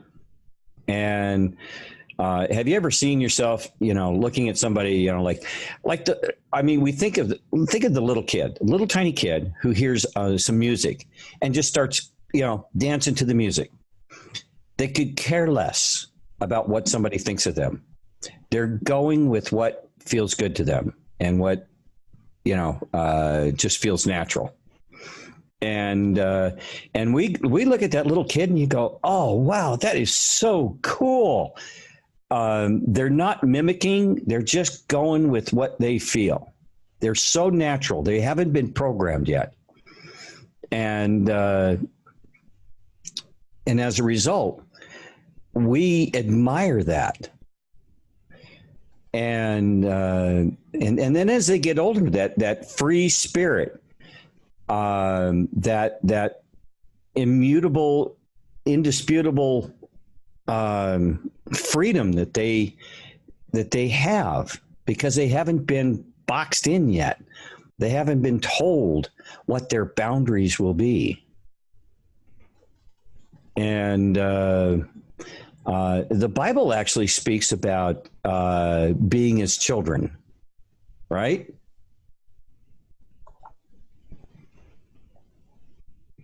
TMC's not answering. He's got a mouthful of food. Yes. But I mean, be as like children, where you don't recognize boundaries. You're free to test the world. Nobody admires somebody that is, afraid of everything, afraid of doing this, afraid of doing that. How do you admire somebody like that? I admire people who are, free spirits in a way that it's not obnoxious, but they're innovators. They're actually leaders in so many ways. Oh, thank you for that, Only Cuff. Yeah, you're right. But what a joyful world that would be, and that's what the Creator gave us, and it's so it's just so amazing when you think about it, and if you dive down that road long enough, you might tell I get excited about talking about these kinds of things because we can really turn ourselves loose, and we have the ability. We have all that we need. We have more than what we need, actually, to create that. And it's breaking people out of the molds, throwing away the dogma, and really, letting ourselves be free.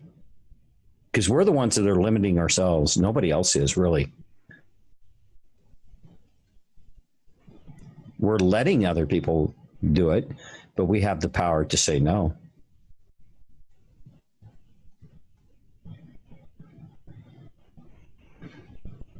I just like that crazy hey said. I was just thinking of joy and looking up its frequency. It's just such a good thing to think about, the frequency of joy. I found it an interesting comment. Clifford S. Has a comment out here. I was forced into wearing a mask today, and I almost lost it in public. I had to buy food and had to wear the POS. I tore it up when I left the store. And him too, huh? And I was thinking about that myself today. If I had to go into a store and they absolutely denied me to be able to go in and freely purchase something that I needed, because I was not going to acquiesce to this mask BS. And, how far do they want to take that? And how many people are going to buy into that? How many people out there are going to deny their fellow man basic things that they need, let's say at the grocery store or something like that? This is, it's written in Revelation. It is part of the prophecy that unless you take the mark, you will be denied. And this is the mark of the beast, that the acceptance of these types of mandates, and especially you were bringing it up, TMC. You have the box stores and these big corporate stores that have the like CVS Pharmacy and Rite Aid and some of these places, the only places where you can get certain things. Yep. And if these corporate outlets take a solidly hard stance on all of this, you're screwed. You're screwed. And the only way that we fight back against it is we're going to have to say, okay, you might be the only place I can get this. Well, then I will go without. And everybody has to. Everybody has to. And unless you want to take the mark of the beast. And once you take the mark of the beast, then you've shown what side you're on. And it can be. This can be defeated. Is it some states have mask wearing, not laws, policies, and others don't? Is that what's going on? Well, Governor Inslee here in the state of Washington, starting tomorrow, has put out an edict, and that's all it is. It isn't law. Okay. And I would foresee that their attempt to enforce it is to send his bureaucratic goons out and start writing fines against the business licenses of these stores. And if they continue to not, if they don't have a business license, it could affect their ability to get product from their distributors. Shipping companies, major shipping companies who have acquiesced to the beast, won't deliver to a store that doesn't have a business license. You can see how this can snowball. And if you control, look at where most grocery stores are large chains. You have Albertsons and you have Safeway and Piggly Wiggly and all these different grocery stores. The big stores like Walmart, and they have their grocery section, and a lot of people do their grocery shopping there, and that's where farmers markets. But then you have in the summertime it might be okay in your hemisphere, but what about where do you get your strawberries from in January? Where does some of your fresh produce come from during the winter months? It comes from South America. And you have international shipping and things like that. And if this beast infiltrates that and gets these large conglomerate shipping companies in their camp, you may not get lettuce in January. You may not get fresh tomatoes in January. You may some of these things that we are used to may not be available.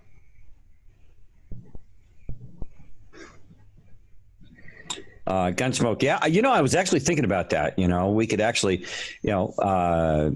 we could put the mask wearing zombies to work. We could actually say, okay, you want to earn a little bit of money here. Here's my grocery list. Go to the store and pick it up for me and bring it back. You don't mind wearing the mask.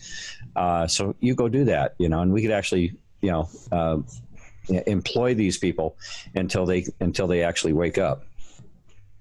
That sort of plays into their hand a little bit because they get the grocery lists and they can, even peg you even down further to how much calories you are. And I found that sometimes they actually drop off stuff off the lists if you order online just because they think that you've got too much sugar or too many calories or whatever, and they just want to cut those bits off.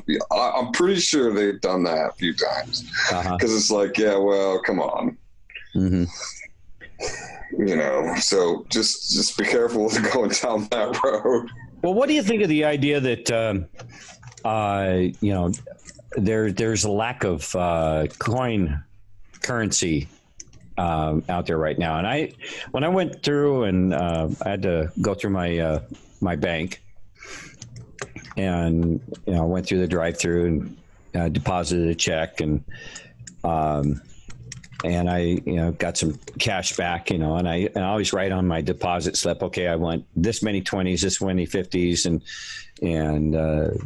I always get cash back. I carry cash, and I purchase a lot of things with cash, and I'd asked for one $100 bill, and instead I got 10 tens instead of the $100 bill because they didn't give me any $100 bills.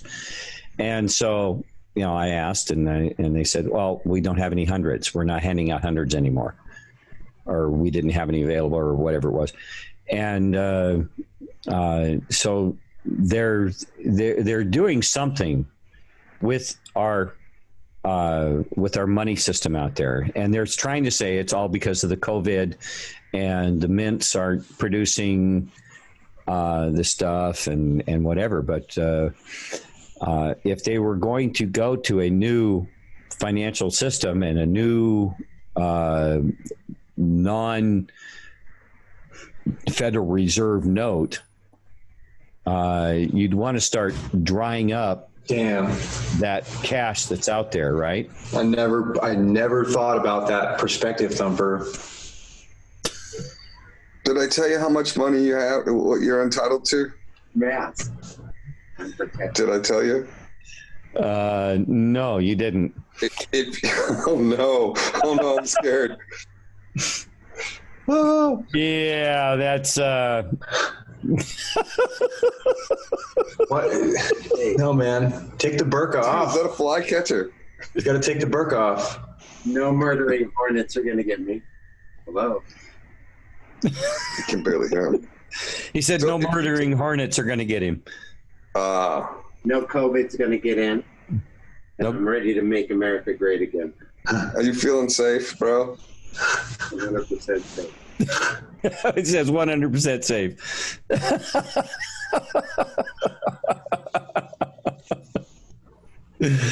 Oh man.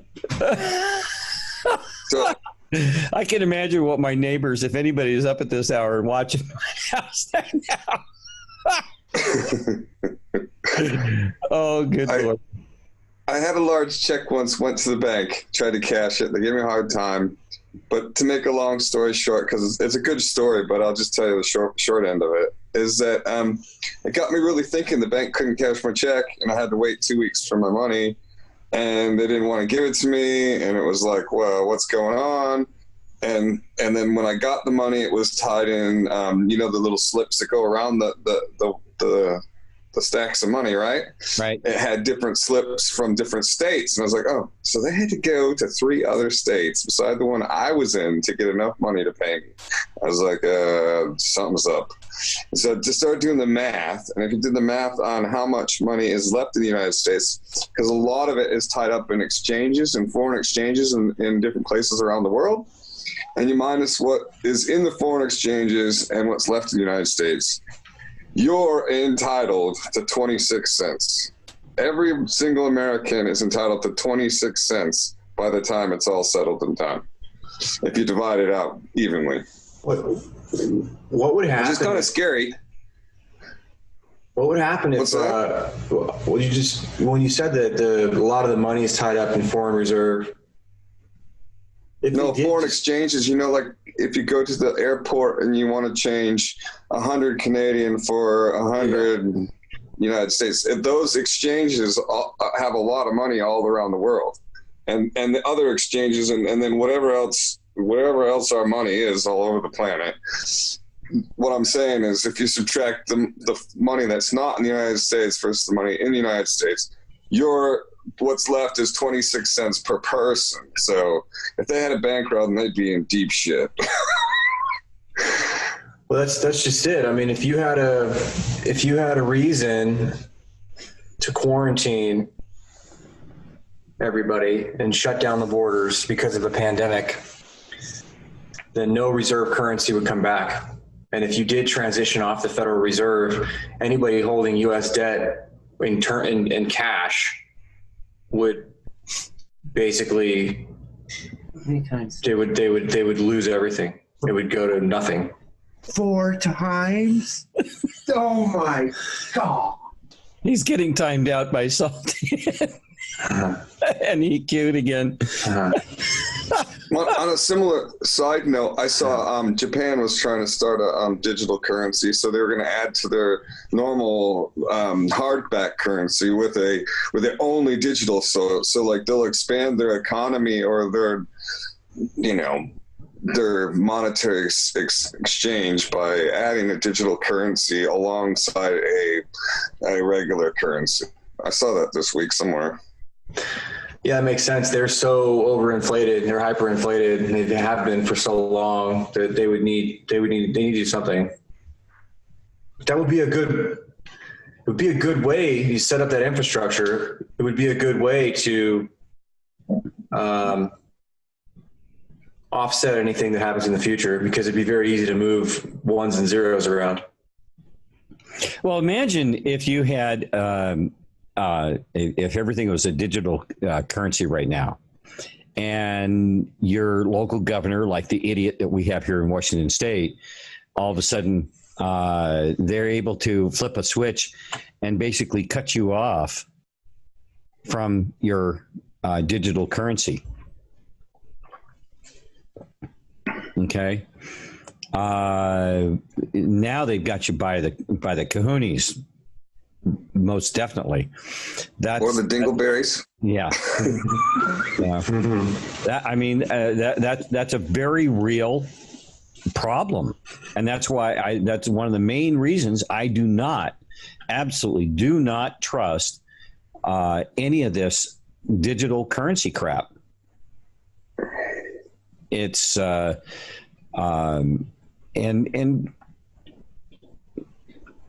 it's just another way of giving somebody the opportunity to, lord over you with, and I used the term earlier today on my earlier show, and that is, the thumb of the man. Just once they get their thumb on you, they never lighten up. That thumb just gets heavier and heavier and heavier, and they're just not going to lighten up. And the only way to do is cut that thumb off and just completely get rid of it. And that's really our only answer. But it's easy to say, but very difficult to do. I get it. But because we're until we are able to transition to a different system, we still have to work within the system that we have. And there are folks out there who have been given the authority or the positioning to be able to do that. And they can do it by holding their employees. Okay, your job. If they can hold your job over your head, then that's one reason why, you heard about people that were saving rainwater in California were being vilified, and they were saying, they were actually coming out with laws saying you can't do that. You can't store rainwater. And then they started coming out and these folks that were doing natural milk, selling milk, millions and millions of gallons of milk got poured down the drain because it wasn't being produced the way they said it was supposed to. And the big milk producers were pushing back. And whenever you see them pushing back against the small guy taking care of himself, where does that usually come from? It comes from government, but who whispered in the bureaucrat's ear, and who got it started? Who wrote a check to the certain politician's campaign? And so there's so many different ways. Yeah, only if the milk didn't have the required additives. Yeah. And Buffalo Rome, you make a very good point. The trick is cutting that thumb off without losing your soul as well. Yeah. But that is the one of the key points is you can do this and still keep your soul. Just remember that on the other side of this meat suit is an eternal life, if you choose it. The other one is a life in hell, if you want to go down that road. I'm getting all serious here. I'm sorry. Mm-hmm. And Russia, oh, good Lord. Here he comes again. You got too serious. I'm very angry about being timed out all the time. Whoa. Does he got a wand of cheese? Quit timing me out. Sassy, Or not, well, not sassy, salty. Russian bot is not happy with you. Okay.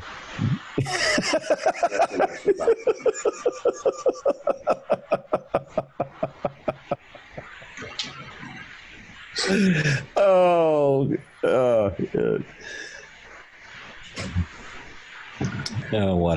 what an evening. Anyway, back to you.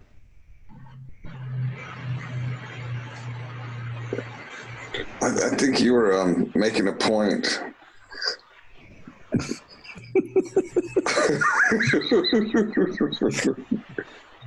It's hard when you get the cheese man coming in the room.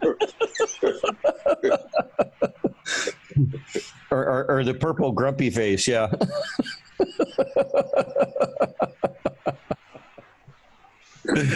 Oh, good Lord.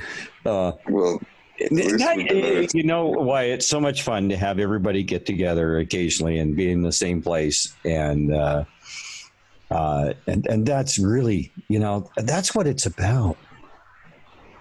And that's why they're doing this stuff, to keep us from having, a friend come over to your house and hang out with you and do silly things and enjoy something besides all this heavy, crazy crap that they're throwing on us. And it's been a while since I've had some of the gang here at the house, and it's really kind of nice. And I really do appreciate the family of folks that we have out there. You guys are all amazing people, and there's enough of us that we can really do a lot to move things forward. And I would love to have so many people, come and, get a bunch of burgers and not have to worry about all this silliness, and have a great time cooking burgers and just being around each other and enjoying each other's company. That would be just so awesome. Oh yeah, Patriot Soapbox Weekend. There you go. At a campground or something near you. Yeah, epic. And this idea of hiding in your house and worried about, being more than 6 feet away from somebody or closer than 6 feet. How ridiculous is all of that? It is so ridiculous. It is so insane. We should be laughing our asses off at it and telling them to take the flying fickle finger of fate award and shove it up their ass.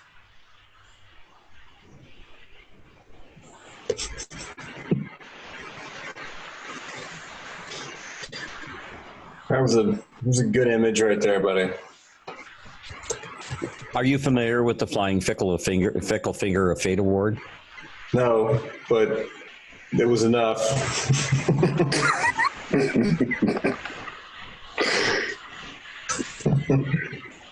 Well, were we reading an article?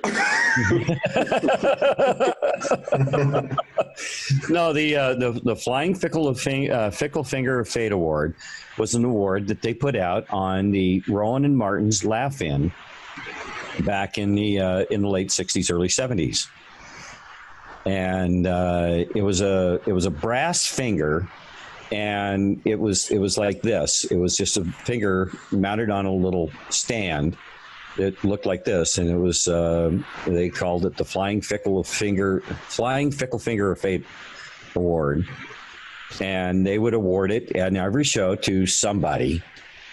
And it wasn't flipping the bird or anything, but I think it was kind of tongue-in-cheek, meant to represent the flipping the bird kind of thing. But they did it. You bet your sweet bippy, awkward mama. Absolutely. 1 ringing thingy, 2 ringing thingies. Geraldine, yeah. I'm going to take my laptop and go to bed because I was timed out. Russian bot says you chased him away and I got to do the rest of the show by myself. That's only a half hour. What? It's 1:30? It's 1:30, yeah. Oh my God. All right. Good night, everyone. Russian bot says good night, everyone. Good night, Russian bot.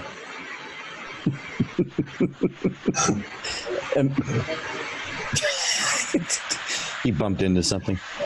Just imagine what straight shooting is going to be like in the morning. Oh, yeah. We're going to practice. Hey, you don't have to worry about the Russians in the bushes. You got them in the house. Yeah, really? Oh, I'll probably go downstairs and find him playing with the train set. Who knows? But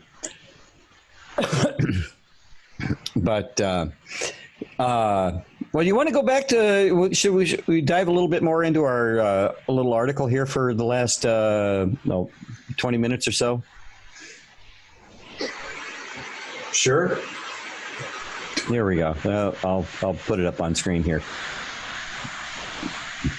And I'll let him know that, Roddy.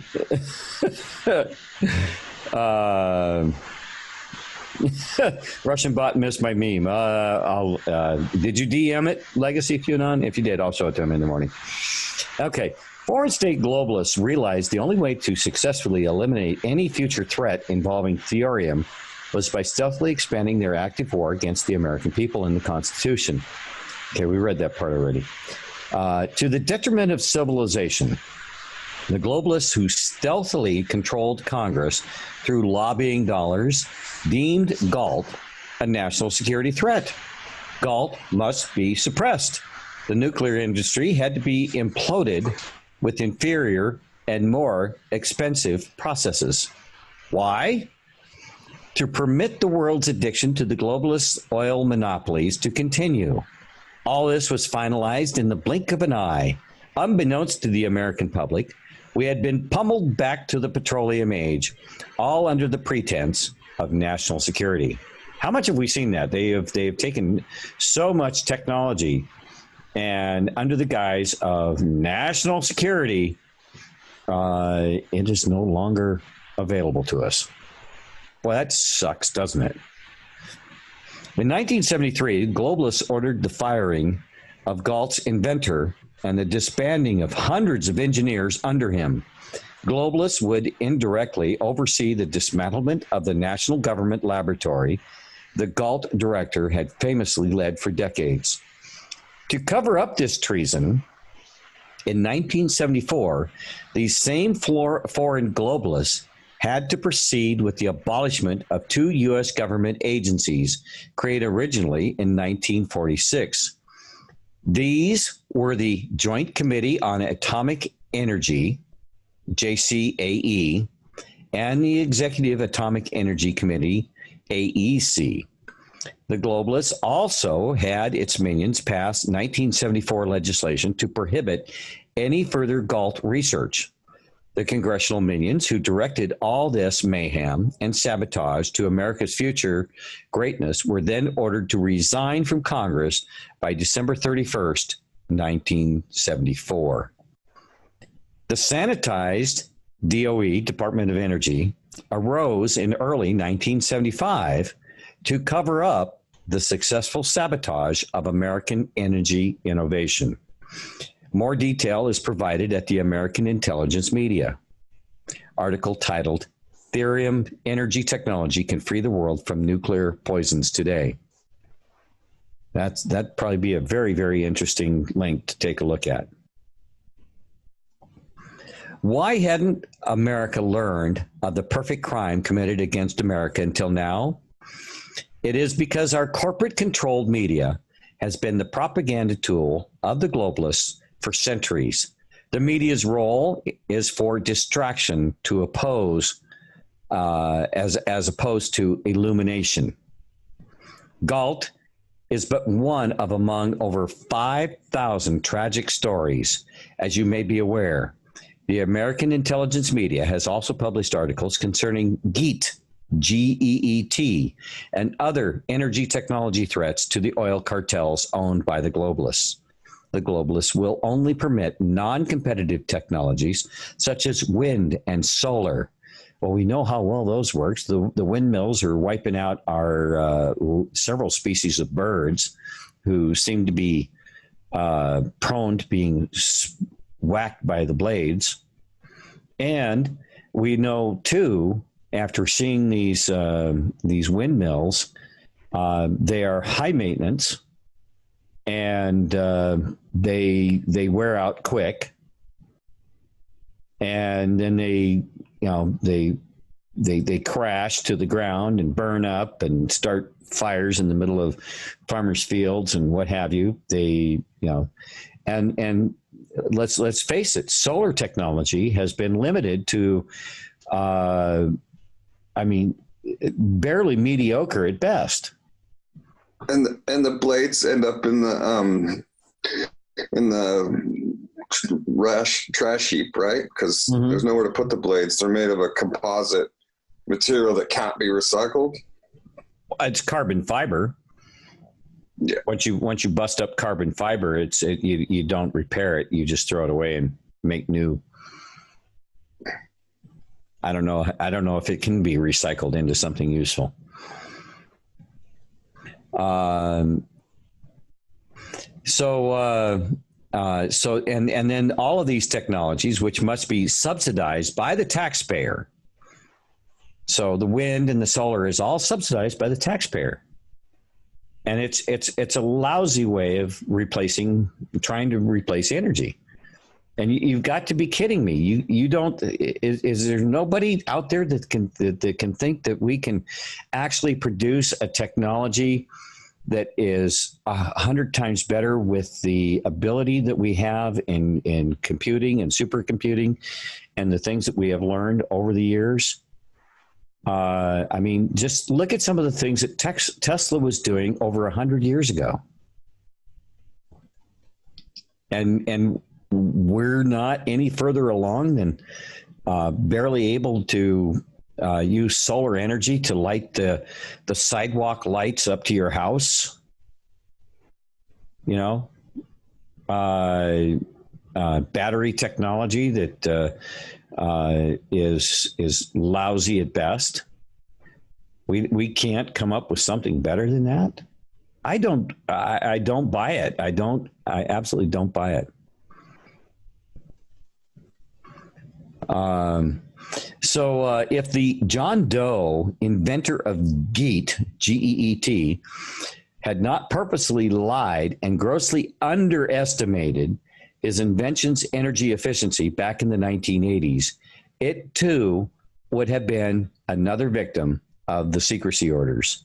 As it was, the inventor was imprisoned and tortured and eventually died before his time due to his refusal to sell away his patent to the globalists. To learn the full details of GEET and other inventor attacks, readers can click to this archive link.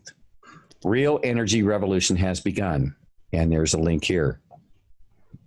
That might make for a really good show on Wednesday night. Some of the links on here. Summary. Based on the Gault history alone, I would rewrite the secrecy order to be defined as follows. Whenever disclosure of a new invention is deemed to be detrimental to globalist corporate monopolies and deep state agendas, close quote, a secrecy order will be imposed on the patent application, preventing its public disclosure and blocking issuance of the patent until such time the inventor has been either bought off, blackmailed, imprisoned, or suicided. Globalists will thereafter be permitted to continue the exploitation of their present monopoly until such time the monopoly's value has been fully depleted. Thereafter, 40 to 50 years hence, globalists will anoint one of their direct descendants as the inventor of the next monopoly they had previously suppressed from the past as their next wealth generator. Interesting. Part 2. Another famous woman expressing outrage over inventor patent suppression. The article, Invention Secrecy Hits recent high provided a reference link to an earlier paper published on May 9th of 2018 by Arvind Dilawar. It was titled The U.S. Government's Secret Inventions, and they give a link here. In the paper, Dilawar writes, invention secrecy in the U.S. dates back to at least the 1930s, but it really took off in the 1940s when the development of nuclear weapons was shrouded in classification. It became official policy in 1952 with the Invention Secrecy Act. Did anybody hear of an Invention Secrecy Act? Have you ever run into that, TMC? No. I've heard of it, but I don't know exactly. I haven't studied it at all at any length. But on this note, one of my close friends, my best friend, he actually had something kind of like this happen. Basically told me that they threatened him, took his partnership, took his company, and took his patentable information and basically shoved him aside. Mm-hmm. I've heard of this before, Thumper, but I haven't personally done any research into this at all. What I have researched, or at least come across, is that things that are actually filed for patents, they get withheld, and they have to go through approval processes through the heads of various departments of state. And once they get approved, then they can circulate into the public domain. Otherwise, they're held up for national security. This looks like it's even more cloak and dagger than that, where these technologies don't even really ever get patented. They just the technology just gets swooped up and they're gone. Mm-hmm. But I don't know. I haven't looked into that. The Invention Secrecy Act. Here, I'll see if I can get that link copied. I'll put cool link to it in the Zoom chat for you. Do you have a copy of this document that I'm reading? No. Okay, let me just get you the whole document. That way you can dive into this thing, because I think this would be a great place to start out on Wednesday night's show, and dive into this, because people have to know that there is an alternative if we just make it so. And I am truly fed up with what's going on. And if we can get more information out, people pushing to get this, Legacy of QAnon, I saw that. That's Legacy of QAnon's been busy. There are some very, there's some screenshots here that, anyway, Tyla, on November 4th, you expressed your passion and personal outrage at the topic of patent suppression in the video found at link, and there's a YouTube link here. I wanted to take this opportunity to discuss another woman who experienced a similar outrage about globalists suppressing and sabotaging American technology. She, too, published an article about which came out 81 years ago. 81 years ago. The author's name is Ayn Rand, the author of Atlas Shrugged in 1957. 21 years earlier, after publishing We the Living in 1936, this brilliant female author felt inspired to write Anthem, a novella concerning socialists' continual attacks on capitalism and technological innovation in their quest to plunge humanity into the next dark age. The 32-year-old author had to be very careful how she attempted to expose this revelation to the public. The author was disappointed when American editors refused to print her new novel, only 12 chapters in length. Anthem was eventually published in the United Kingdom in 1938. Between 1938 and December 1945, did Dr. J. Robert Oppenheimer, that's a very familiar name, director of the Manhattan Project, read the author's book during his global travels. In late December of 1945, this incredibly busy Oppenheimer suddenly reversed himself and agreed to a movie studio interview about the making of the atomic bomb with one condition. Oppenheimer wanted to be interviewed by the studio's new screenwriter, Ayn Rand. What revelations found in Anthem might have led to Oppenheimer wishing to meet the author in January of 1946. The original 12-chapter Anthem is now freely accessible on the internet at links such as, and they give a link here. The Rand Society just released an Anthem graphic video series. And there's an image that's in this, if I take the reader off of this. Anthem is a dystopian fiction novella, or however they pronounce that, which takes place at an unspecified future date when mankind has entered another dark age after a terrible world war. Technological advancement is now carefully planned, and the concept of individuality has been eliminated. Sound familiar?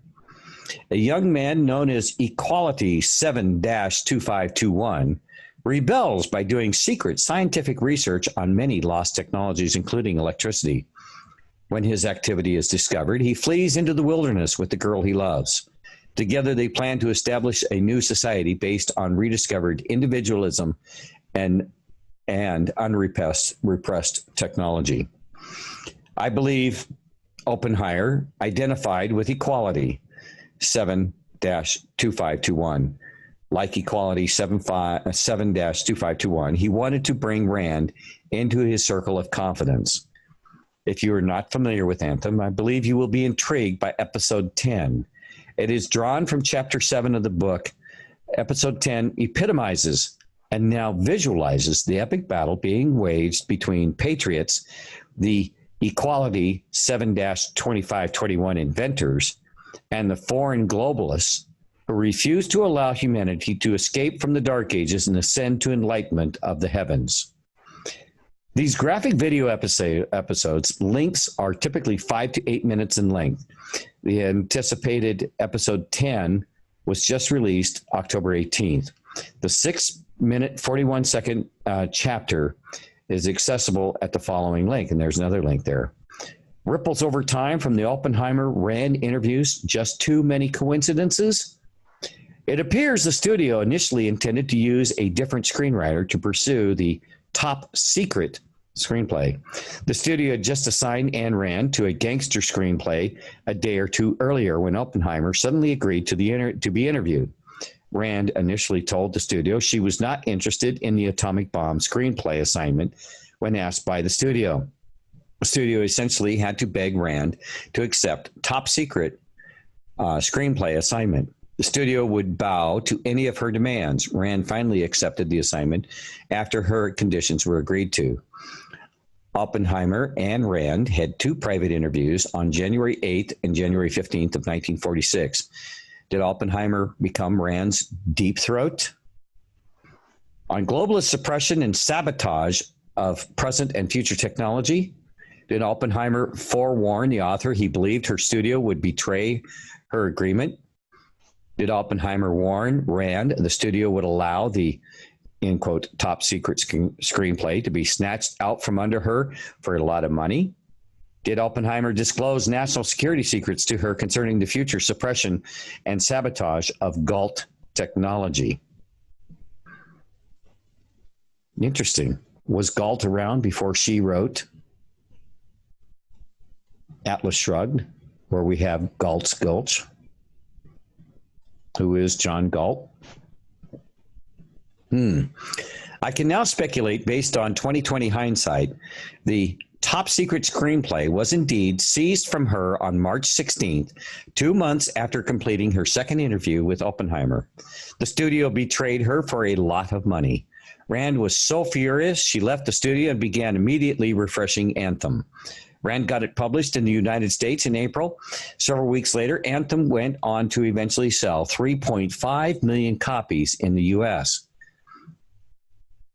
After getting Anthem published, Rand began working on an epic 2.0 version of Anthem, eventually titled Atlas Shrugged.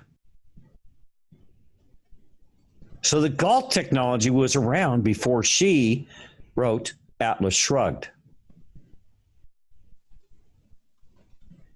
Very, very, very interesting. That is fascinating.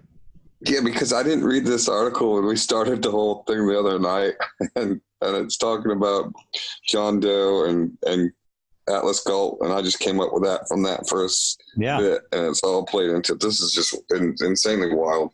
Isn't this crazy? She would spend over 11 years on the manuscript. It would be published in 1957. On the epic novel's main characters is John Gault, G-A-L-T, not G-A-U-L-T. Okay. The inventor of some amazing energy technology which can generate electricity at atmospheric pressure. The inventor of this technology happens to have the identical biography of the inventor of Gault chemical reactors, namely Alvin Weinberg.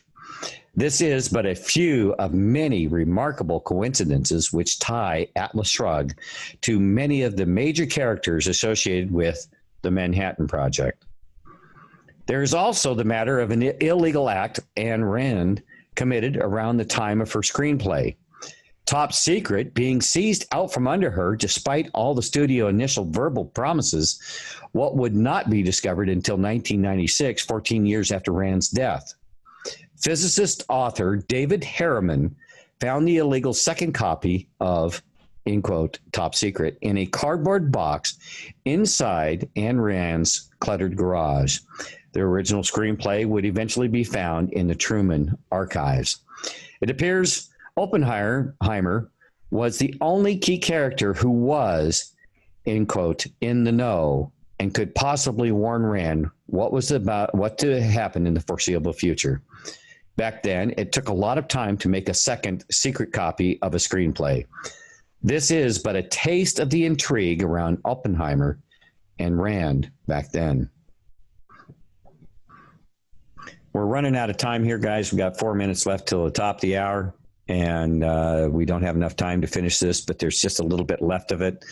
So I hope you guys in chat it had a lot of fun tonight, but we also scraped some interesting little tidbits up here. What do you think there, TMC and Paul? Yes.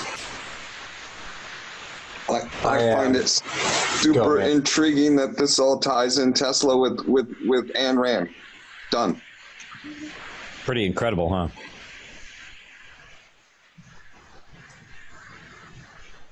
You were going to say TMC?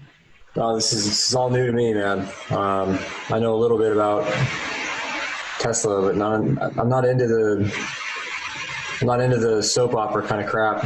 It's and I don't mean that condescendingly. What I mean is like trace this family and these people know these people, and it's all important. That's really, really important to link all this stuff together. But it's not what I spend my time on. So it's new territory for me. It's interesting nonetheless. It is interesting because, and I agree. You know, chasing bloodlines, right. and family names and all that stuff is probably the most boring thing I could think of doing. But as you can see, in doing so, a lot of information can be gleaned out of that. That's what I'm wondering. So some of the stuff that I'm coming across, I have a feeling that the companies or corporations or the investors behind those companies or corporations are going to tie into a lot of the stuff that other people are finding when they research the families and the organizations. Those correlations haven't been made. I'm not saying that they have been or that they are, but I have a feeling that if that was done, then we would see those correlations. Absolutely. Well, I'm putting a link to this whole article out there in the chat for you guys, so you guys can take a look at it. But I definitely, I think my plan is to let's get into this and follow some of those links and see where that takes us, and we can kind of go down a few rabbit holes on Wednesday night. I think it'd be fascinating. I'm going to try to get and look at some of these as well. So with that said, thank you guys for a wonderful evening. Thank you, live chat. I know it's been a crazy night, and with having to go over to our emergency backup channel, and everybody being able to, get on YouTube and find us and enjoy the show. Thank you, Russian Bot, for I don't know if he's going to sneak up from around the corner here or not, but having Russian Bot, Mrs. Bot, Sassy, and her daughter here tonight has made for a very fun evening, and we're going to have a very fun morning as well. And then all the cheesy jokes out there tonight. You guys were turning it on. It's been a fun evening. So thank you very, very much. I hope you had good laughs, and we actually learned a few things that raised a few eyebrows, I think. So guys, thank you very much for a great evening.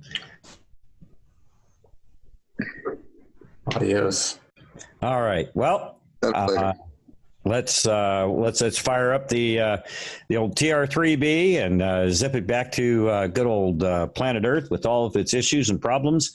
And wish you guys a very, very pleasant rest of the evening, morning, whatever the case may be. And Percy and LearnShare are standing by on once back at the Earth spaceport for their installment of the next chapter.